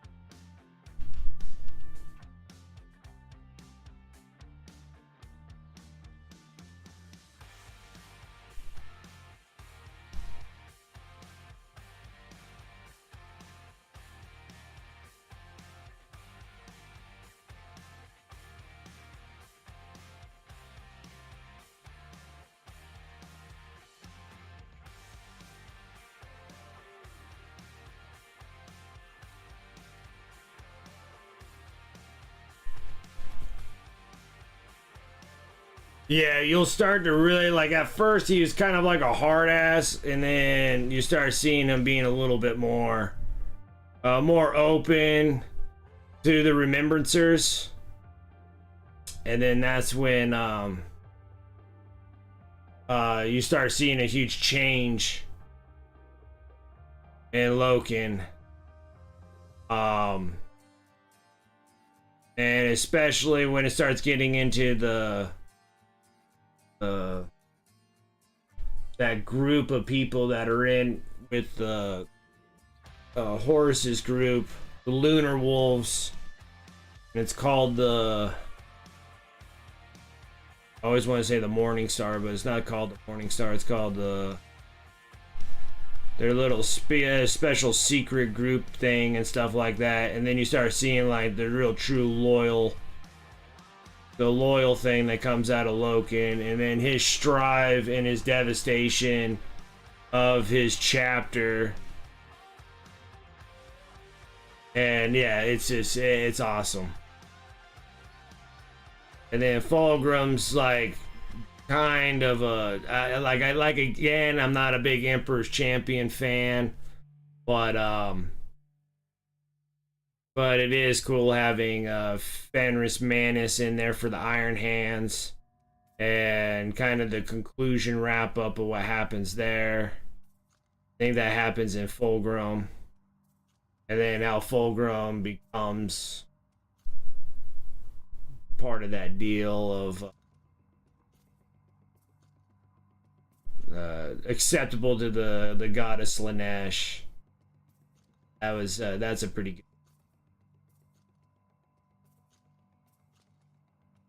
But there's a bunch of weird stuff that happens in Fulgrim, so there will be some slight discomforts when you get into that one.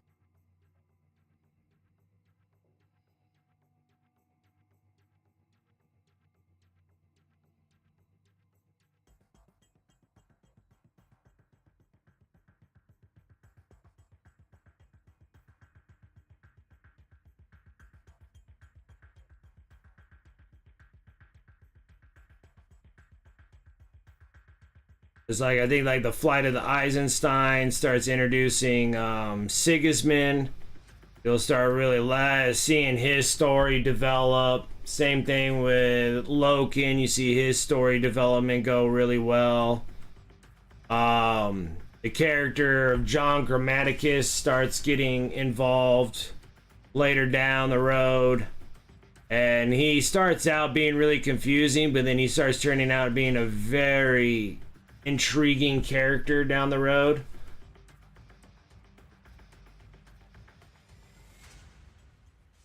Like, John Grammaticus is probably one of the... It starts becoming a very interesting, super interesting character.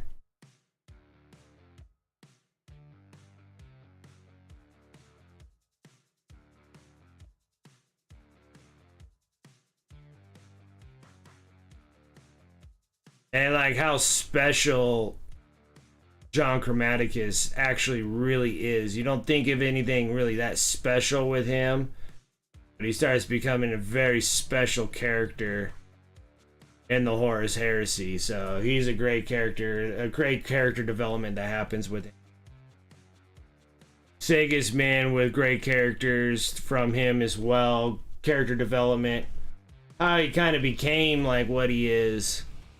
You know, all Space Marines have like their oath and honors and stuff like that, but when an oath and honor starts getting more developed because of a remembrancer is very significant in the Horus Heresy. As you start seeing the softness that they actually have and individual characterizations of them. But you think that since they're all relatively morphed into these super soldiers, how they have their own mind, thought, and process and stuff like that. It's a really nice little freaking character development that happened.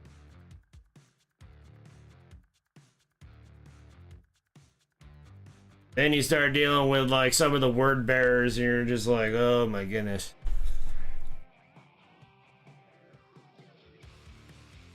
Which I'm not a big word bearer fan. Even though that I'm a Chaos Space Marine fan, I still don't like some of my factions. It'll be the same as if you're a Space Marine fan. There's some factions that you guys probably dislike more.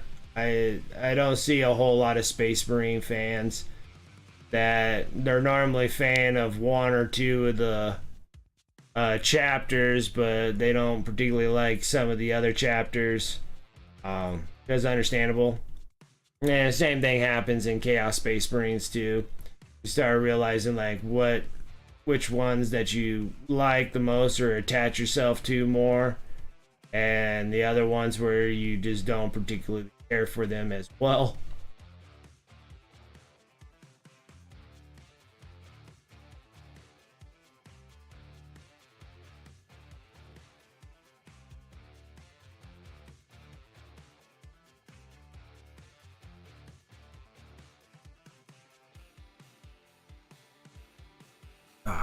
Alright, so I got these purples. Now we gotta get back into the golden brown again. And we need to start getting into... Oh, I think I might go...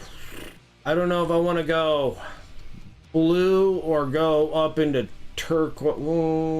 We might be able to do a little bit of both. For the brains. Get that in. But anyways, I'll be right back, guys. I gotta take a little bit of a break and then I'll be right back.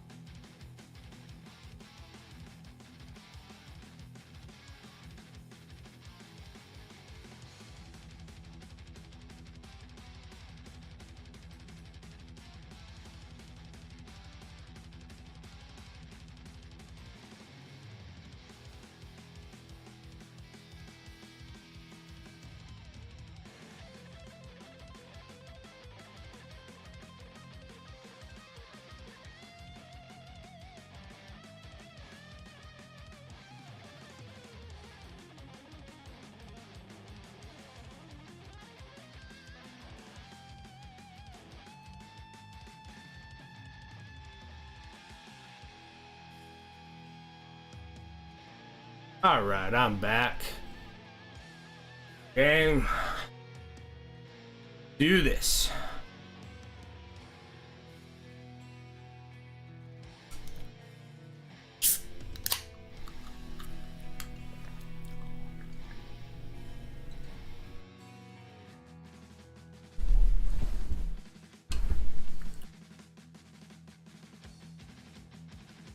Oh, Mountain Dew, suck the dew. All right.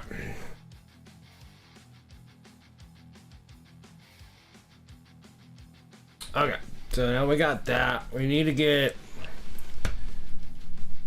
dark golden brown. Eventually here I'll have everything set up here where the only in-chat command I have is ! Discord. Get into my Discord. I'll start developing all the other ones after I'm done streaming. And then we can utilize all my sponsors and affiliates that I have on here that you guys are more than welcome to utilize. They are in my Discord if you guys are more than welcome to utilize that for the Discord.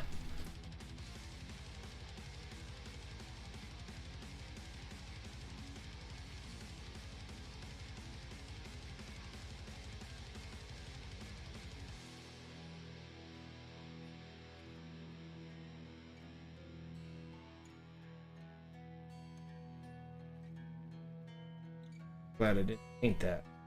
Okay. Here.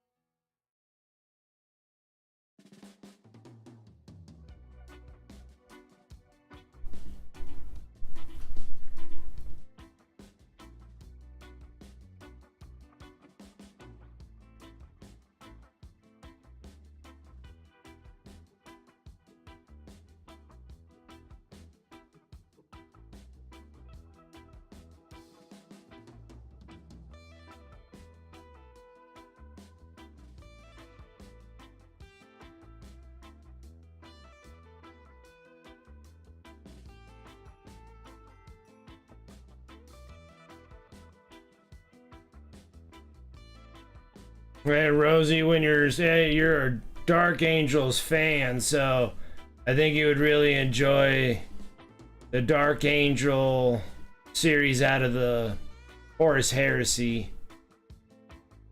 Explains a lot, explains the divisions, what's happening with that chapter. Why there was so much anguish between the kind of split between the chapter.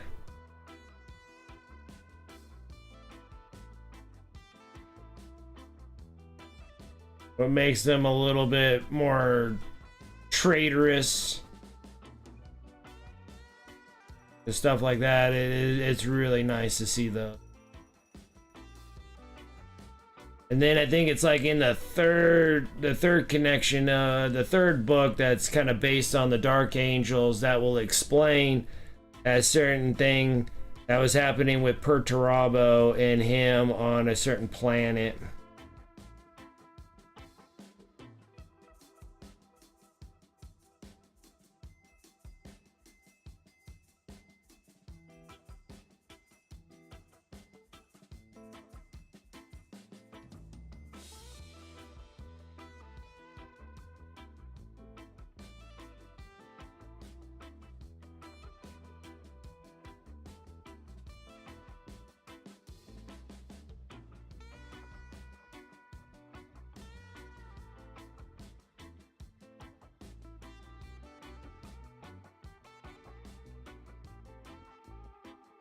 Yeah, those three, yes. Yeah, the Descent of Angels, the Fallen Angels, and the Angels of Caliban. Yeah.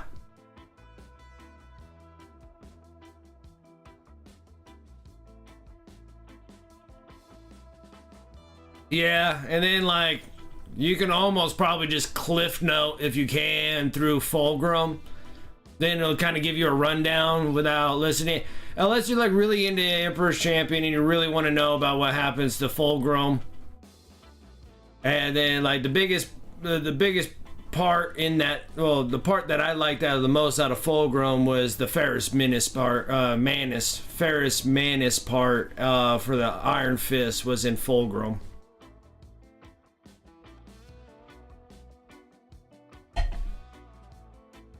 All the rest of it was kind of like a lot of people really liked Fulgrim.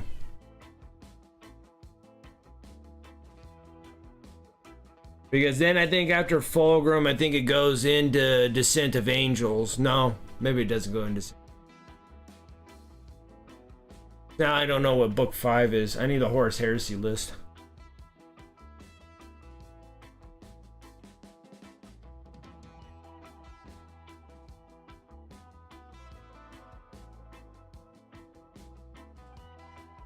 Because I think actually the 5th book is a bunch of shorts. Bunch of short stories.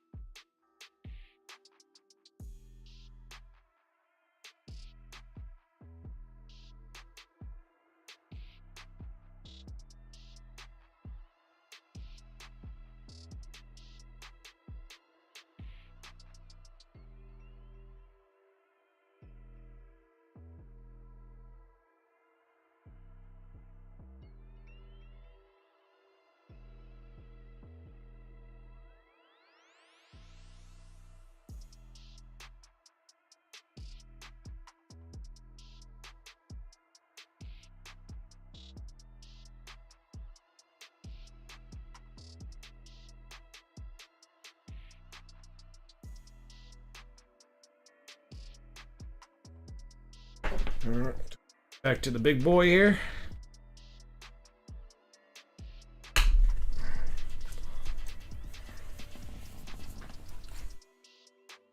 Okay.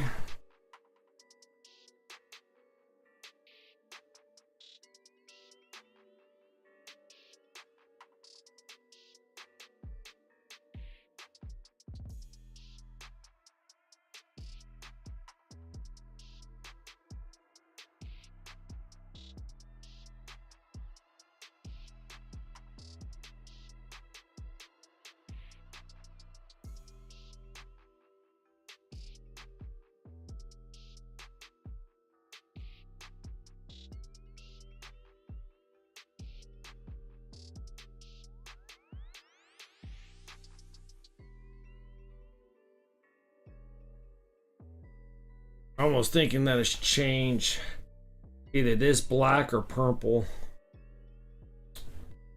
I don't really like the brown. Just because I got these little claw parts that are attached to the hooves of these. Not exactly sure if I should paint these purple or paint them black. I'm almost thinking that we might go with black anyways, just to make things easier, but we go ahead and just change them purple right now. We can change them to a different color. I paint so light so you can put layers on these things quite a bit with before you actually change any kind of configurations to the sculpt itself because of how thick you put the paint on.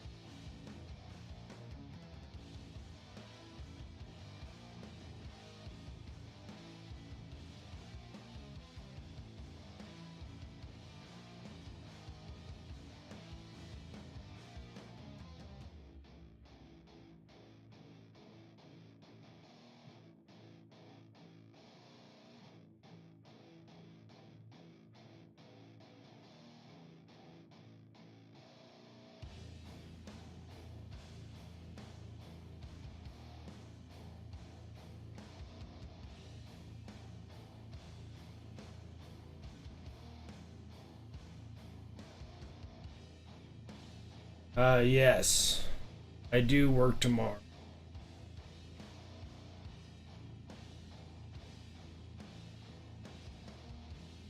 I have kind of a hard day too tomorrow. It's gonna be kind of a rough one.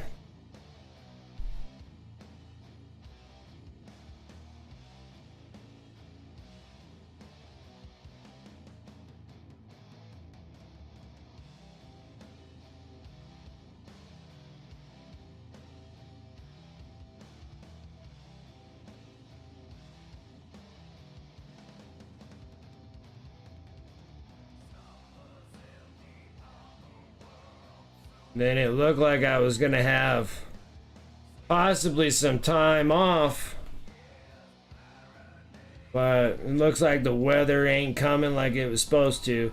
We do have quite a bit of snow up on the mountains already, but it has not came down to the valleys just yet.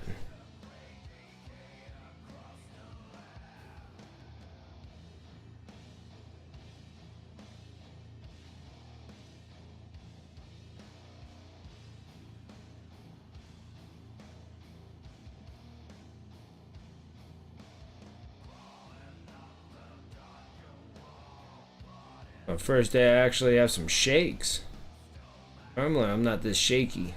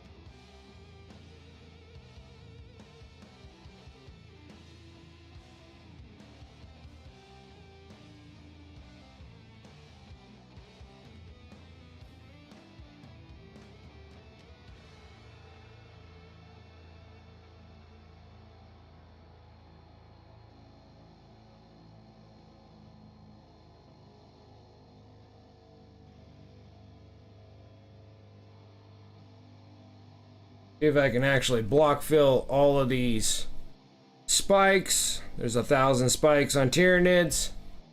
Get all these things block filled. Then we should be really close to being to the point of being done, to the fact that we can start doing our midtones and highlights on the next stream.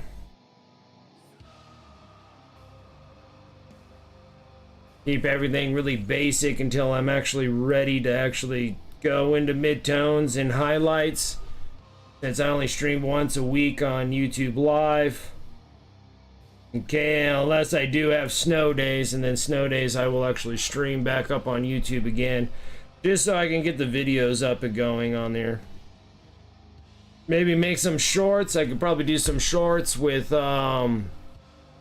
RLW's models, their proxy models. Do some builds.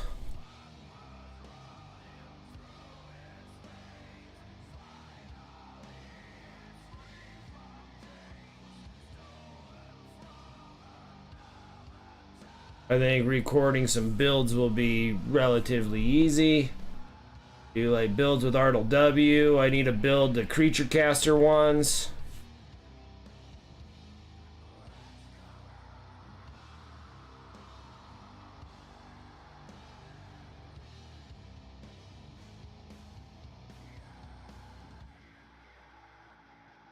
Like, I think I can build the one. I don't know if I can build the other one.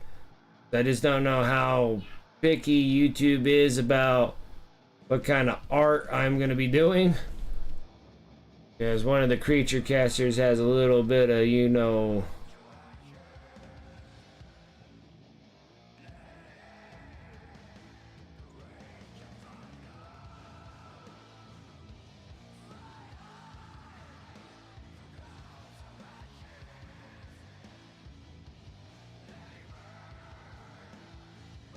No, you like that? The Legion's Imperialis? No, that's epic scale. So that's really small.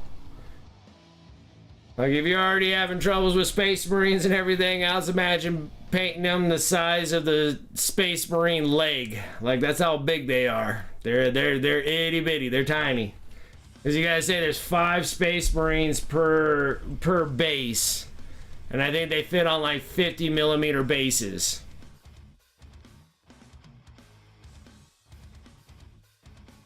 It's its own game, comes with 2. Yeah. It'd be one thing if it was the size of Horus Heresy stuff, but they're all tiny. Like, they're really small.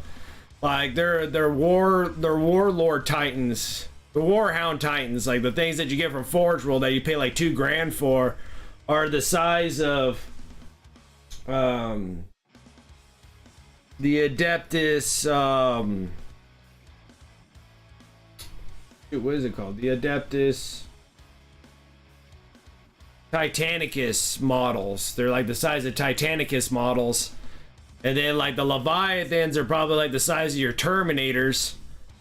And then like the Raider, the Land Raiders and all that kind of stuff.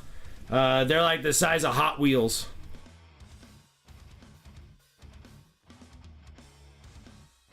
Like, you're talking about really small scale. So you got like Warhound Titans, they'll be on like 120mm bases.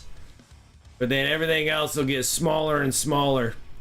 Because you got like 5 Space Marines per base on the Legions Imperialis.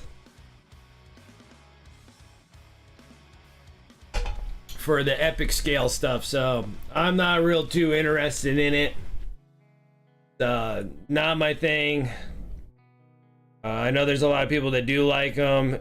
Obviously, people like them if they're planning on doing it again. And they did another epic scale that was in 40K. And then this one is Horus Heresy. But I'm good either way. Like, it does not matter to me. I got too much wrapped up in Battle Force boxes anyways to spend any money on that kind of thing that I don't know when I'll actually get to them.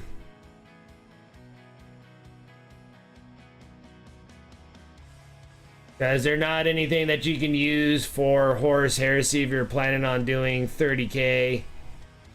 Can't utilize them. So there's... I find if you're getting something for the games that you want to play, like 30k, like the Horus Heresy, or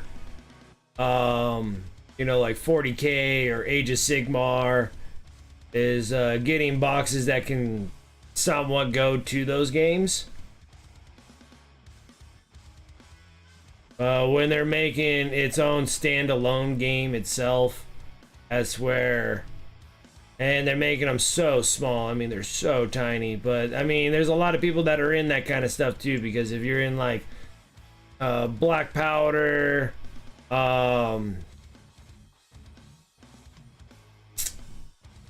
forgot what the other one is, they're at that small scale as well. Bolt Action, that's the one. That's the other one I was thinking of. Bolt Action, Black Powder. Those are kind of like epic scale. They're really small scales for the models. There's a lot of people that are into that. So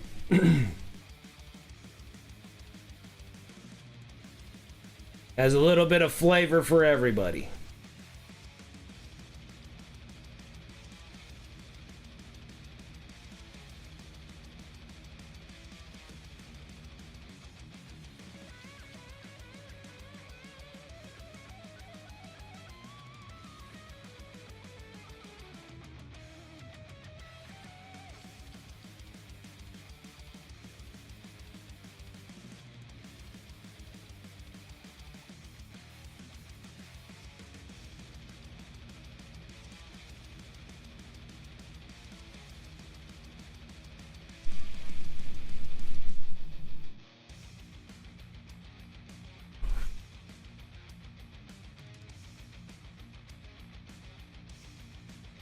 Hey, Workshop's leaning in really hard on this. Yeah, well, they've done it before, and I guess they had pretty good success, so they're doing it again. The last one was a 40k epic scale, so there are people that are really into the really small scale stuff.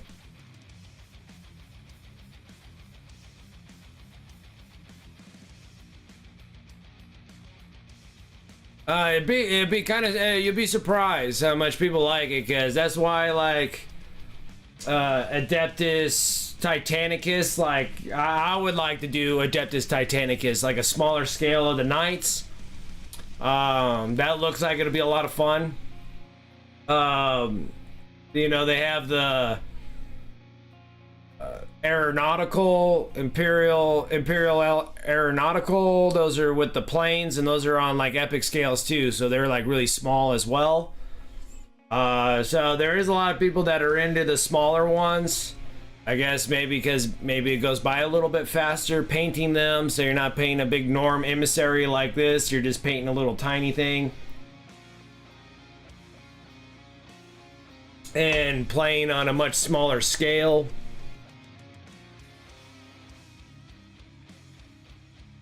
Because not everybody likes to play a huge, large game, henceforth. That's why they have, you know, Kill Team and Warcry. They're proper size for miniatures, but you don't have to paint as many of them to play the game.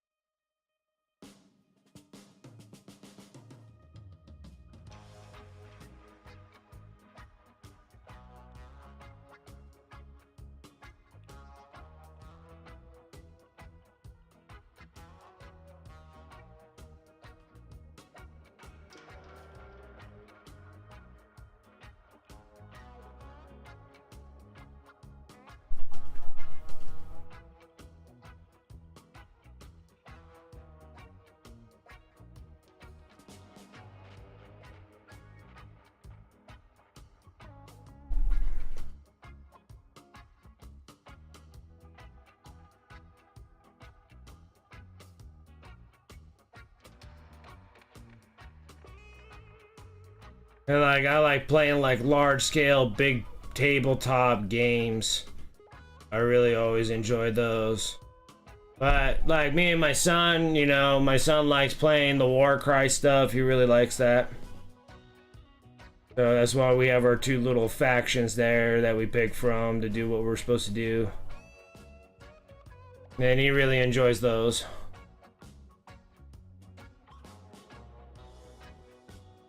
Oh yeah, they're gonna have delays constantly.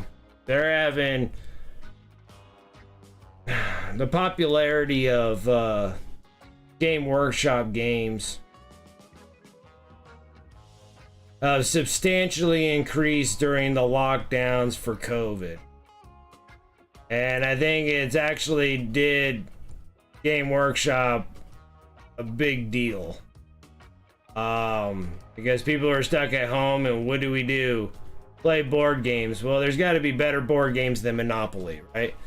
So when they start going up and finding more and more of these crazy tabletop games that are out there, I think it picked up a huge popularity and a mass amount to the point where they can't even catch up. Like, they substantially grown so much that it's even hard to get enough of the product out to the people. So there's going to be huge delays because everything's been behind for how much stuff just gets sold out. And not being able to provide that huge demand for this. Like, the popularity has grown astronomically. Like, I think it was so much that they had no idea how big they were actually gonna start accumulating and getting big.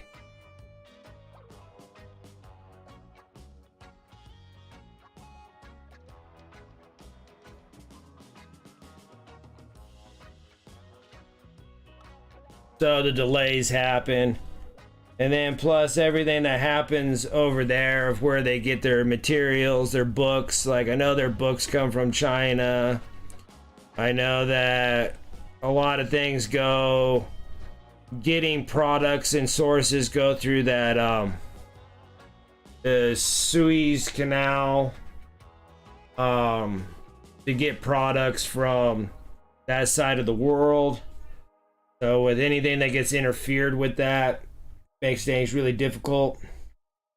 Like, maybe the possibility of the Brexit could have caused some problems too with getting products and materials. A lot of things that kind of slowed things down. Lockdown slowed things down and getting people into work.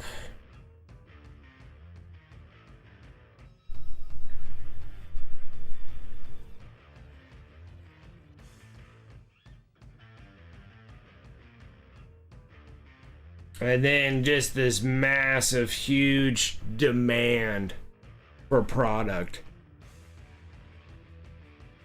Like, it's crazy seeing, like, I know sometimes they'll have like a shortage of materials, and that's why we have slow amounts of turnarounds for products and stuff. That's what kind of happened during COVID. And then now being in full swing and having that kind of a popularity of a demand for your stuff and being sold out so quickly. Except on the GW site, which I'm kind of surprised that the other 3 Battle Force boxes isn't sold out yet. The other 3 are. The Leagues of Votan, the Tyranids, and the World Eater boxes are already all sold out on GW's website. The Space Marine Orcs and what's the other one that can't remember?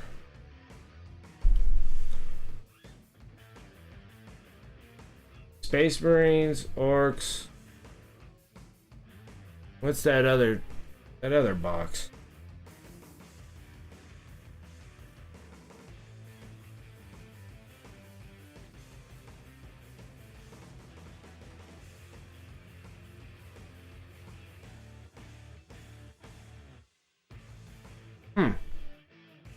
escaped my mind and now I can't think of it.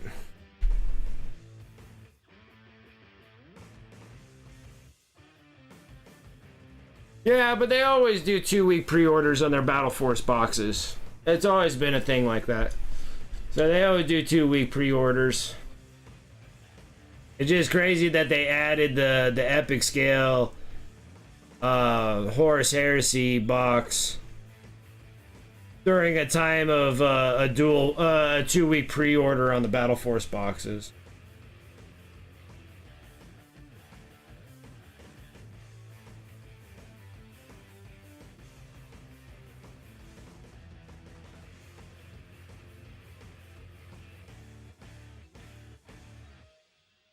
Because most of the time they take like that 2-week break and just be like, all right, we're gonna sit there and just have these things out for 2 weeks and take like a 2-week break.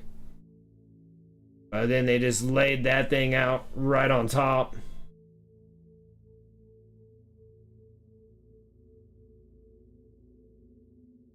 I don't know if I should change the color of those. I think I might keep those.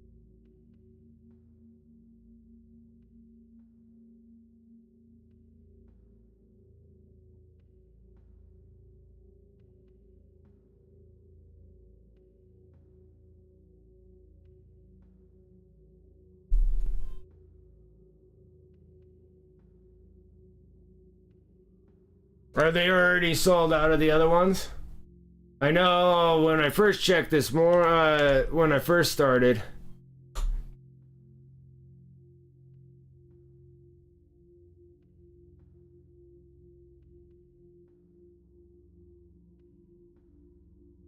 Yeah, because the Astra Militarium. I was wondering what the third one was. So here in the States, Space Marines, the Orcs, and the Astra Militarium are still there. The other ones are all sold out.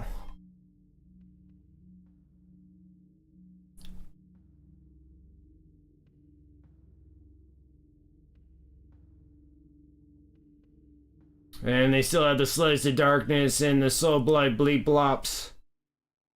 And the other two, the Seraphon and the Bone Reapers, are sold out.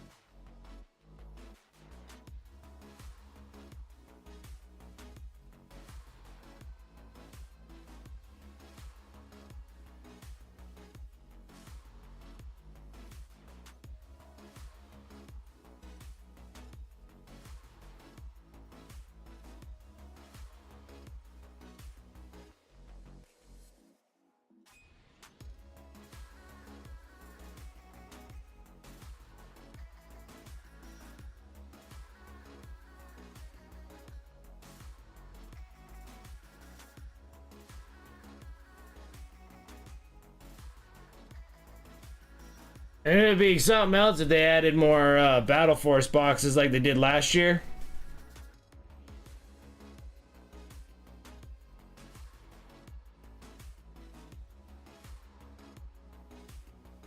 I honestly wouldn't mind that either. But I think mostly is to kind of get the Battle Force boxes in and done, and not really have to worry about that. And then hopefully we'll have different boxes.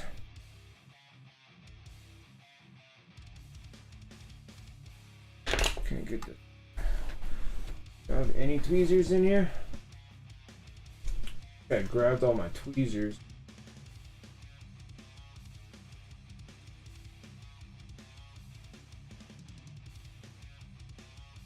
Thing right here, and I can't get my hands so spiky. I can't get my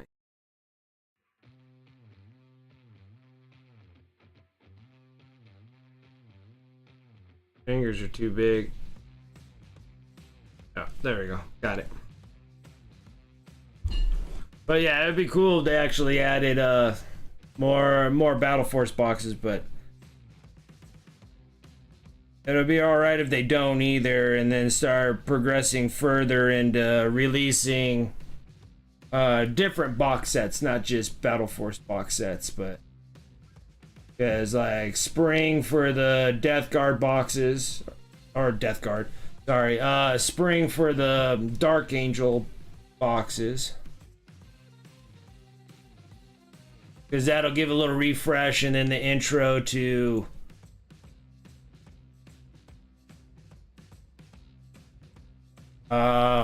the Assault Terminators, because we still don't have the Assault Terminators.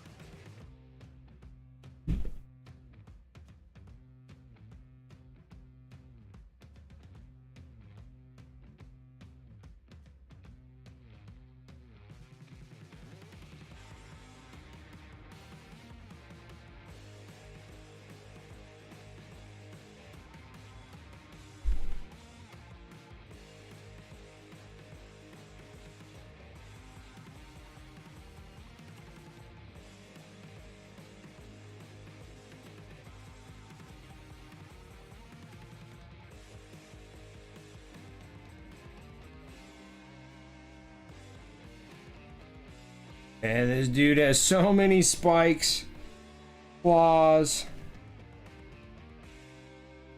Hoping to get all these things block filled, and then we can call it quits for today. This dude has like 6 billion freaking things all over him.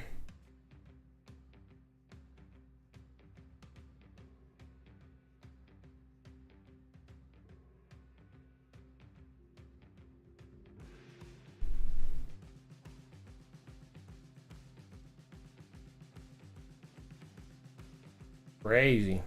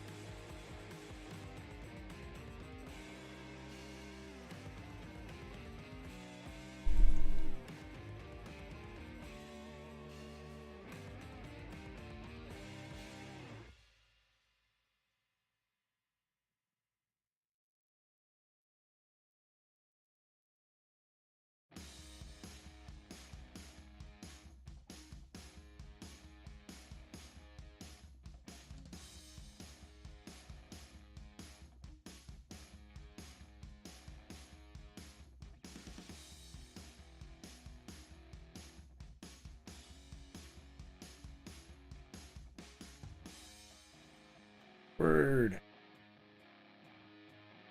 So many claws.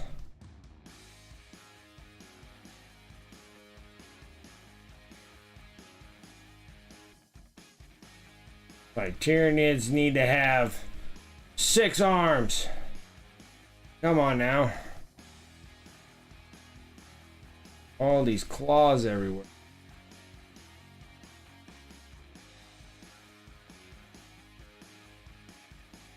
So many to block fill here.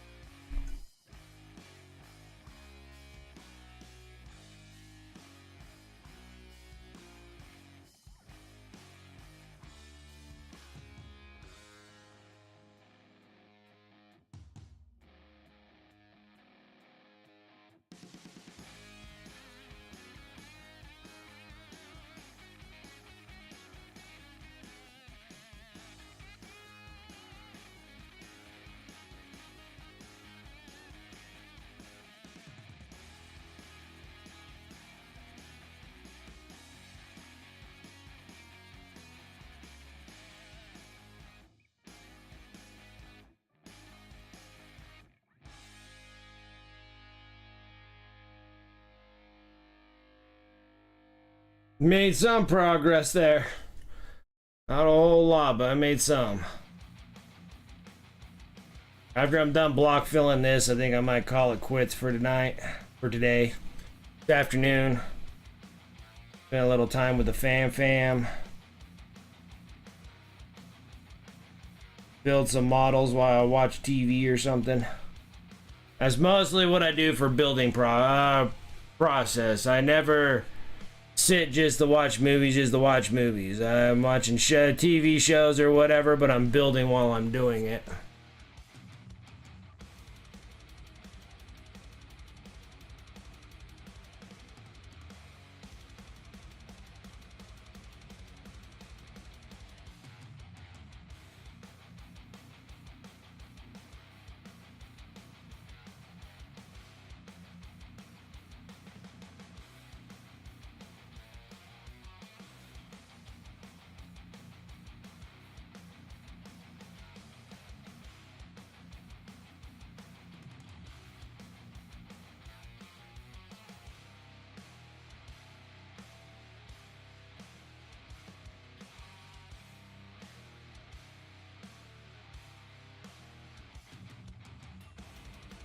Ooh.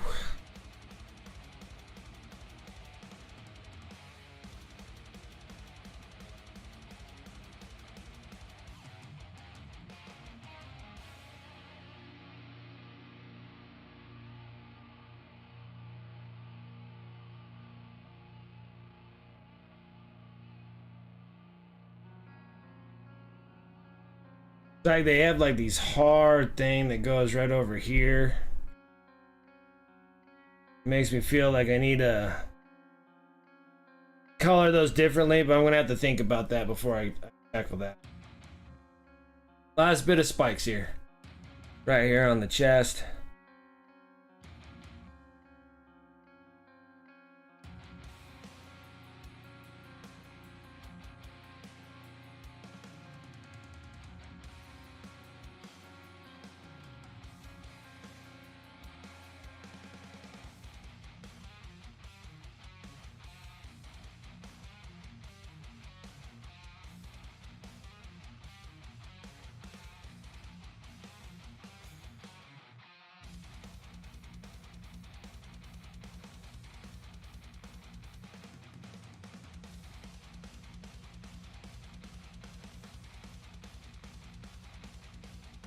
Yeah, a lot of the base has been all done.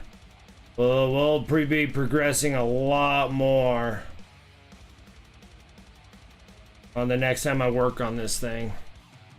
Because then we'll be making all this golden brown into actual true bones. And then I'm leaving these ones on the end here I think I want to make those a little bit different. Then we got like these little balls. We'll make those all green, like glowing greens. Even if we made the brains glowing green, or we can do a blue or up into a turquoise for a glow effect out of the brains. Or at least this gray matter that's exposed on this guy.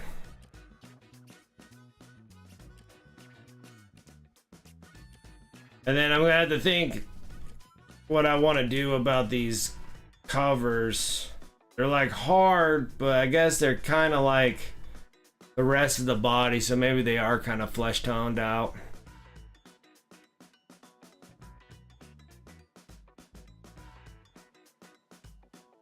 Maybe we'll go about that. And then there's these like little kind of tendon parts that kind of come out of this skin, these hard white bone skins.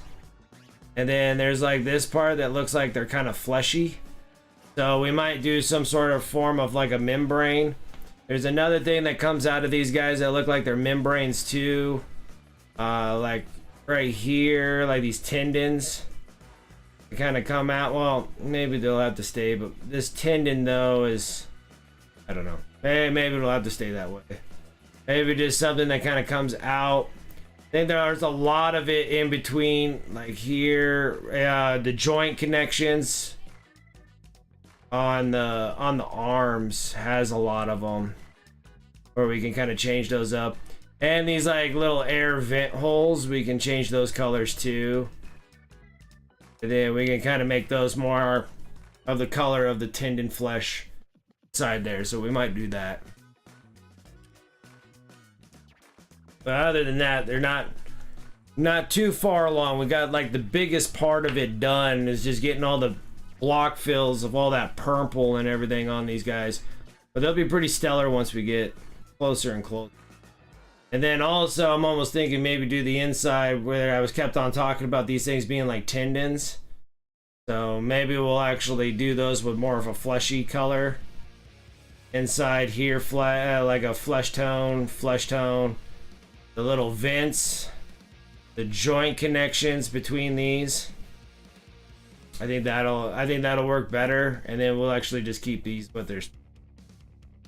And then these blades, though, I don't know if I want to do full bones, but I'll have to look more into it and see what I want to do for it. But other than that, that looks pretty good. Starting tomorrow, I'll be over on Twitch. I'll be streaming over on Twitch.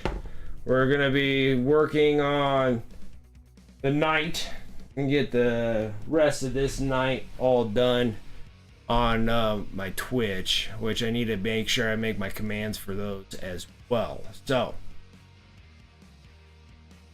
that's the relative deal that will. I'll have to refix this piece. This piece I screwed up. All the rest looks all right. And then we have to do the mural that goes onto the top. And then we'll have the Vindicare, and then I have to work on the bases, because these are the bases that the big knights go on. And I think I might actually shoot all these gray, and then we'll do transparent colors and make these things like big pastel concrete pieces. I think they'll look really freaking neat. But other than that, I think I'm going to close up shop. I appreciate everybody coming and hanging out with me on this Sunday on YouTube Live, where I'm slowly plugging out of it. I think it would have been a lot better if I started on the time that I was and not having so many difficulties getting these things, getting it to connect. I'm having a hard time getting my Streamlabs to connect to YouTube Live. And then I have to do something completely different. I can't even be logged into Streamlabs because I have to do the connection to YouTube Live. So it's such a hassle, but it does work. So we'll keep going. We'll keep going in this process.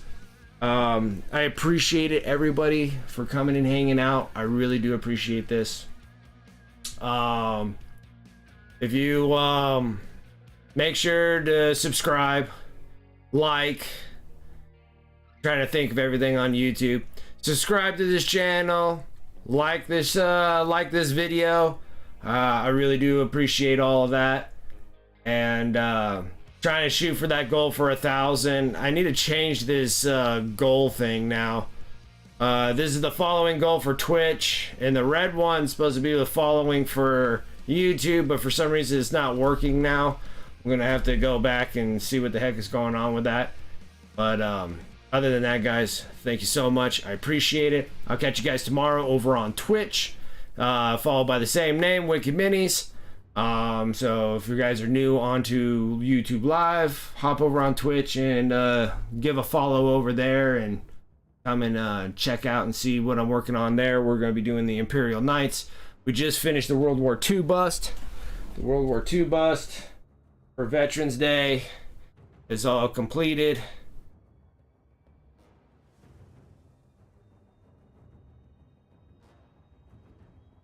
And it's a pretty bust. We did a really good job.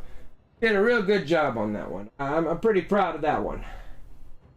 I gotta get that shipped over to War Squirtle because he's the one that won that one. So everyone there, have a wonderful rest of your Sunday. I'll catch you guys on Monday. Till then, take care.